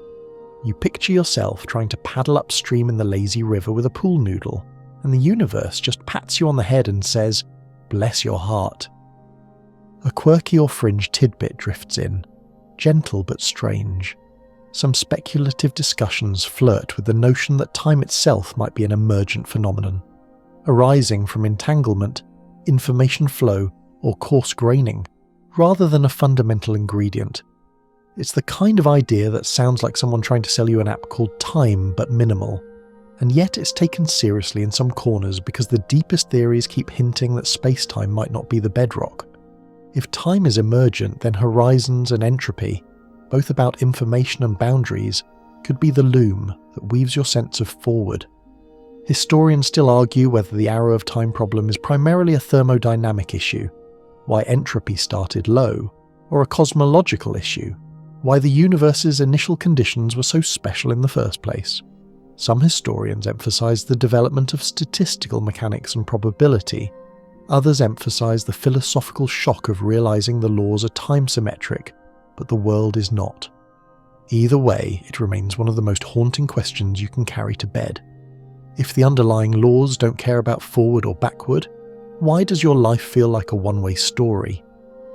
Now the open, scholarly debate phrase arrives, soft and precise. Physicists still argue whether the arrow of time is fully explained by low-entropy initial conditions alone, or whether gravity and horizons introduce additional, fundamentally irreversible features that shape time's direction in a deeper way. In other words, is time's arrow merely a consequence of how the universe started, or is it also enforced by the existence of horizons and the way information is processed? You let that debate rest on the back of your mind like a folded blanket, because for tonight's purpose, you don't need the final answer. You just need the feeling. Black holes and time's arrow share a personality, one-wayness, a tendency to turn options into inevitabilities. You imagine entropy not as mess, but as multiplicity. The universe likes states with more ways to be. A broken egg has more microscopic arrangements than an unbroken egg. A mixed gas has more arrangements than a neatly separated gas. A spread-out universe has more ways to arrange itself than a sharply ordered one. And a black hole, by its enormous horizon area, suggests an enormous capacity for hidden configurations, a huge multiplicity behind a deceptively simple exterior. Light joke number 3, you realise the black hole is the universe's most dramatic minimalist. Outside it's just mass, spin, charge, Inside, it's a 1,000-page novel you're not allowed to read. And then you connect it back gently to your own place in the story. If our universe is inside a black hole, time's arrow might be the interior reflection of a boundary's one-way rule. The horizon becomes not just a limit on communication, but a global orientation for history. The past might be tied to an origin surface, formation, bounce, threshold, while the future might be tied to deeper interior evolution, whatever that ultimately means in a complete theory. You let your breathing slow even more as the thought becomes less technical and more lullaby-like. Time is the universe's soft conveyor belt. You don't have to sprint. You don't have to fight. You can rest on it. You can let it carry you. And as you drift onward, the next natural step forms ahead. Quiet and practical. If this is all so beautiful, so suggestive, so horizon-shaped, what could you actually measure?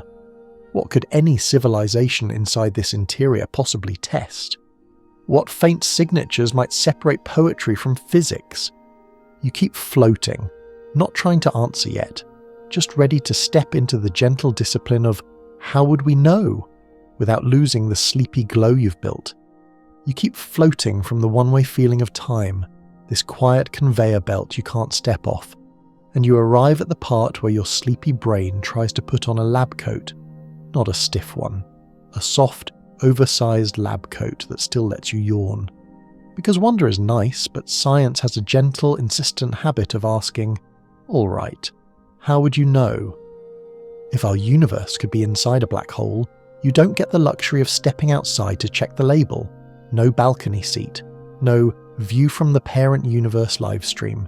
You're stuck, comfortably, warmly stuck, inside your own data. So any test has to be an inside job. Patterns in the sky, consistency checks, subtle signatures that would be hard to explain any other way. You imagine yourself as a cosmic detective lying flat on a pillow, holding a magnifying glass up to the night. The case file is everything: expansion history, the cosmic microwave background's faint freckles, the way galaxies cluster, the way gravity bends light, the way time's arrow behaves. And your clue board isn't covered in red string, it's covered in uncertainties. A mainstream historical fact settles in, steady and practical. In 2015, LIGO makes the first direct detection of gravitational waves from merging black holes, opening a new way to listen to the universe rather than only looking at it. That matters here because black holes went from being mathematical celebrities to observational, ringing objects with measurable properties. Once you can hear black holes collide, you can start asking sharper questions about horizons, spins, and the kinds of black holes nature actually makes. Now, if black hole universe ideas are more than poetic physics, they should, at least in principle, leave fingerprints.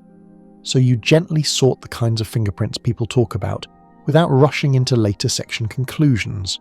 First, large-scale anisotropy. If our universe inherits something from a parent black hole, spin, asymmetry, collapse conditions, then the larger scales might show faint directional preferences. Not the everyday kind. The kind you only see statistically after mapping the sky for decades and arguing over foreground subtraction like it's a family recipe. You remember those CMB odd smudges and alignments. The test here would be, do these anomalies persist across datasets, across methods, beyond what random chance expects? Or do they evaporate when your analysis gets cleaner? Like joke number 1, you picture the universe hiding the answer in the one part of the data that's always labelled low confidence, which is exactly the kind of prank the cosmos would pull. Second, specific expansion history predictions. An interior universe model can't just say expansion happens. It has to reproduce how expansion changes with time. Radiation dominated early on, matter dominated later, then accelerated expansion. If the parent boundary conditions idea is real, it might imply a particular relationship between the effective dark energy behavior and other observables, like structure growth. So the test becomes, can you fit the full expansion history and structure formation without adding too many adjustable knobs? Because science gets suspicious when a model can fit anything by turning 15 dials. Third, horizon information constraints. If holography is not just a tool but a deep rule, then there may be limits on information density, correlations and entropy growth that must hold. A black hole interior picture might imply certain entropy bounds for cosmological horizons or specific relationships between horizon area and the information content of matter and radiation inside. These are not bedtime-friendly measurements, but the principle is, boundaries impose accounting rules, and accounting rules create testable consistency conditions. A quirky or fringe tidbit drifts in, because your mind likes a little spice even when it's sleepy. In the wilder corners, you'll sometimes hear people claim that we could detect the edge of our black hole by finding a literal boundary in the sky, like a visible shell. That's not how horizons work. A horizon is not a bright fence, it's a causal limit. If there's a test, it will be subtle and statistical, not a cosmic neon sign that says exit. Historians still argue whether physics advances more through bold, unifying hypotheses that risk being hard to test, or through incremental, tightly constrained models that rarely leap. The history of cosmology includes both temperaments, visionaries sketching grand architectures, and careful observers shaving uncertainties down year by year. This universe inside a black hole idea sits right on that border. It's bold, and it lives or dies by whether it can be pinned down. Now comes the open scholarly debate phrase, exactly where it belongs. Physicists still argue whether black hole universe scenarios can be made genuinely falsifiable with unique predictions, or whether they remain interpretive overlays on existing mathematics that can always be adjusted to match the same observations. That's the core scientific pressure point. If the hypothesis can't risk being wrong, it can't earn being right. So you ask softly, what would count as unique? One candidate is a correlated set of signatures rather than one smoking gun, because the universe rarely hands you a single dramatic clue. It gives you a pattern of small consistencies, a certain kind of anisotropy paired with a certain kind of non-Gaussianity in primordial fluctuations, paired with a specific relationship between dark energy behavior and horizon entropy bounds, paired with a subtle imprint of inherited rotation. Any one of these alone can be noise. Together they become a story. Like joke number 2, you realise cosmology is basically trying to solve a mystery using one blurry photo, 3 faint whispers, and a spreadsheet that hates you. Another candidate is constraints from black hole physics itself. If our universe is an interior, then the parent black hole's formation and evolution must be physically plausible. That means you'd want models that connect interior cosmology to realistic collapse and to quantum effects like evaporation. If evaporation matters, does it correspond to something observable inside, like a slow drift in effective constants or a boundary condition change? If the answer is no effect at all, that's okay, but then the hypothesis has fewer handles. And then there's the consistency of time's arrow. If the interior's time orientation is tied to horizon one-wayness, you might expect specific relationships between entropy production, horizon area growth, and cosmic history. These are subtle, but they're conceptually sharp. If your interior is born from a horizon, then the earliest conditions should be special, in a way that matches an origin surface rather than an arbitrary initial state. Like joke number 3, you picture the universe stamping special initial conditions on everything like a bureaucrat, and it's somehow still less frustrating than actual bureaucracy. You let your detective posture relax. The point of this section isn't to finalise a test suite, it's to feel the discipline of how would we know, without losing the dreamy glide. You've kept the hypothesis on a leash. It must explain what we see, it must not add endless adjustable parameters, and it must offer at least some distinctive expectations, especially at the larger scales, where inherited boundary conditions might show up. And you also accept the sober possibility that the hypothesis could be true, and still nearly impossible to confirm from within, because horizons, by definition, hide parent context. That's not a cop-out. It's a real constraint. If the cosmos is inside a black hole, it's inside the universe's best privacy technology. You breathe slowly and let the thought become gentle again. Even if you can't prove the parent, you can still read the child. You can still measure the interior's behavior with exquisite care. You can still look for the faintest fingerprints in the oldest light, in the growth of structure, in the way expansion accelerates, in the way gravity sings through space-time as black holes merge. And now you feel yourself nearing the end of the long drift. Not a sudden ending, no hard stop, just the sense that you're bringing the whole idea back toward the warmth of your room. Because the final step is not another hypothesis or another measurement. It's the quiet act of letting the universe's scale reshape your perspective and letting your body settle into sleep with that perspective like a soft weight. You keep gliding, ready to bring it home, meaning scale and quiet wonder, without turning it into a new introduction, just letting the narrative exhale toward rest. You keep gliding forward from the detective work mood, tests, signatures, the disciplined question of, how would you know? And you let that lab coat slip off your shoulders like it's too heavy for bedtime. The universe doesn't shrink because you stop measuring it. If anything, it grows more intimate when you stop trying to pin it down like a butterfly and instead just sit with it, like a quiet animal in the dark. So you bring it home, not to a conclusion, not to a debate win, but to your own scale. You are here, in this room, in this body, with your breath moving in slow tides, and somewhere far beyond the ceiling, beyond the atmosphere, beyond the moon, beyond the sun's warmth, there is space-time stretching and curving, holding galaxies like lanterns on invisible hooks. You imagine those galaxies again, not as distant facts, but as slow-moving neighbourhoods in a city so large it doesn't need to hurry. You imagine the black holes at their centres, not as monsters, but as regions where gravity becomes so organised, so strict, that it invents boundaries, horizons, like the universe's way of drawing a line and saying, past here, the story is told differently. And then gently you allow the thought that has been following you all night to sit down beside you like a sleepy companion. Maybe your entire universe is one of those interior stories. Maybe what you call everything is the inside of a black hole in a larger reality you will never see, because the rules of communication simply don't allow it.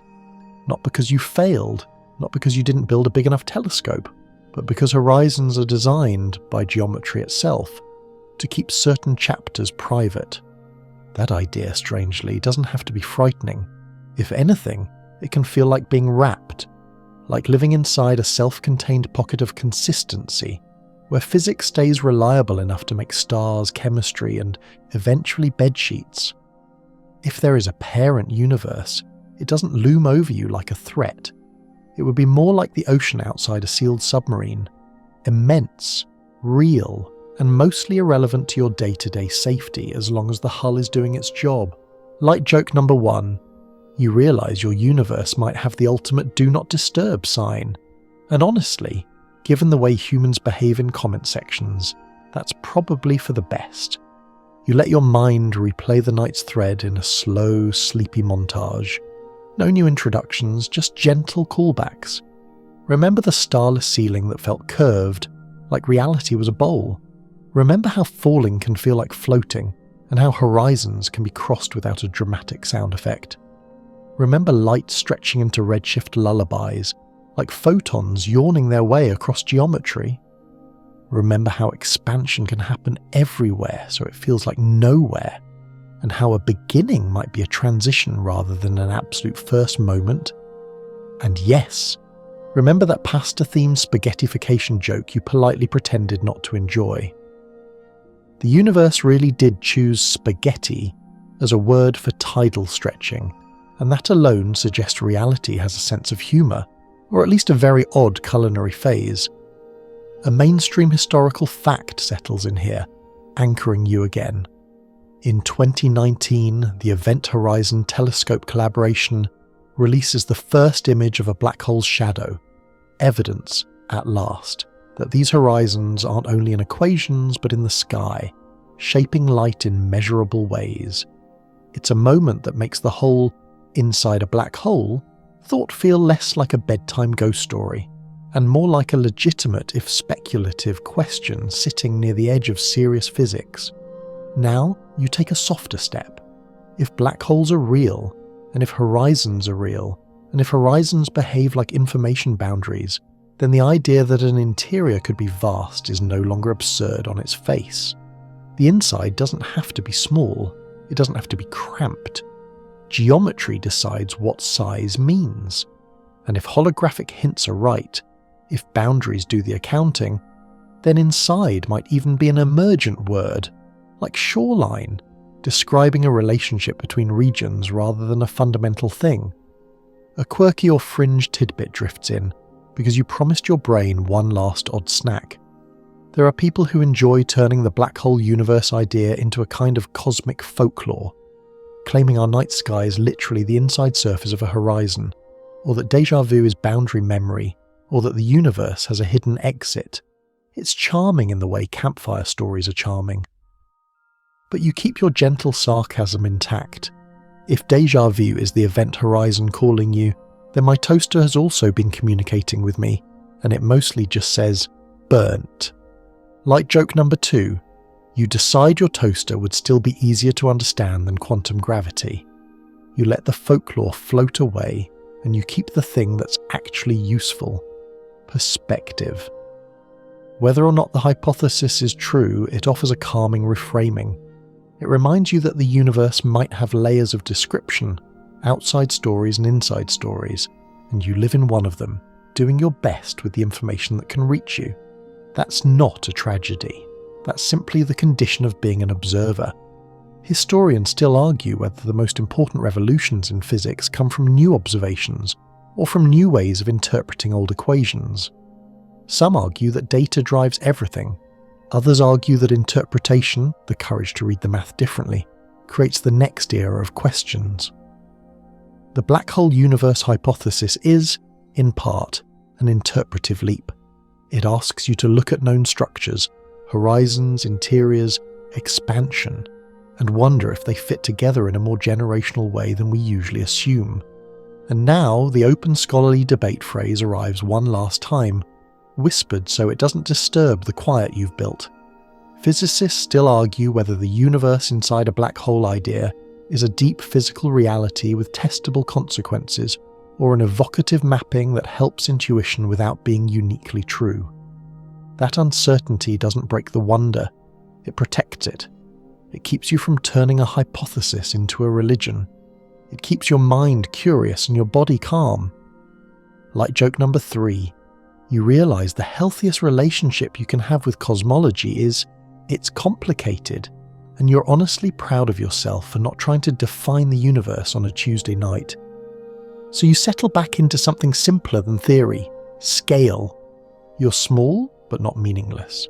You're brief, but not insignificant. You're a pattern of atoms that learn to ask questions about the container it lives in, whether that container is the universe, or the interior of a black hole, or a boundary-encoded holographic story. The fact that you can even form the question is one of the strangest things reality does. It takes cold geometry and makes it self-aware in tiny pockets, like yours, lying in quiet rooms, listening to soft voices. You let that be enough. The cosmos can remain enormous and unresolved. You don't have to solve it to rest inside it. You don't have to force the horizon to open. You don't have to reach the parent universe with a flashlight. You can simply notice that you are held by gravity, by causality, by the gentle consistency of physical law, like a leaf held on a slow river. And as your thoughts begin to blur at the edges, you return to the original image one final time. The starless ceiling, velvet dark, not a lid that traps you, but a canopy that shelters your mind while it wanders. If your universe is inside a black hole, then you're inside one of nature's most dramatic shapes. And yet, here, it feels like quiet, like warmth, like the softest kind of mystery. You allow your eyelids to grow heavier. You let the questions drift farther away, like lanterns receding on a calm sea. You let the idea of horizons become gentle, just boundaries that keep stories contained, the way your bedroom walls keep the night outside while you sleep inside. And now, you don't chase any new thought. You simply breathe and you let the universe, whatever it is, wherever it is, however it's encoded, continue doing its slow, patient work while you do yours, resting. Your thoughts keep drifting, but now they drift in wider circles, slower ones, like a satellite easing into a stable orbit and deciding it's done proving anything tonight. The idea of the universe tucked inside a black hole stops being a puzzle you need to solve and becomes more like a soft atmosphere. You can rest inside, mysterious, yes, but steady, like the dark outside your window that doesn't demand explanations. You let the words event horizon blur into something gentler, like the edge of a quiet lake at night, where you can't see the bottom and you don't need to. You don't have to reach the boundary. You don't have to touch the answer. You can simply float here, inside your own calm, while the cosmos continues its slow work, expanding, cooling, curving, keeping its secrets in the way a night sky keeps stars hidden until your eyes adjust. Your breath becomes the simplest measurement you trust, in and out, a tiny rhythm inside a vast rhythm. If there is a parent universe, it can remain a distant thought, like a dream you don't chase because you'd rather keep sleeping. If there are horizons, they can stay where they belong, doing their quiet job of separating stories, keeping things coherent, keeping the universe from spilling all its intensity into one overwhelming moment. And if your mind tries to grab onto one last question, you let it soften in your hands like warm cloth. You don't throw it away, you just stop gripping it. You let it be there without needing it to open. The room is still. The fan hums or the silence does. Your body sinks a little deeper, as if gravity itself is kindly reminding you that you're allowed to rest. So you let the galaxies drift. You let the black holes keep their hush. You let the boundaries stay unforced, and you fall asleep inside the mystery, safe and weightless.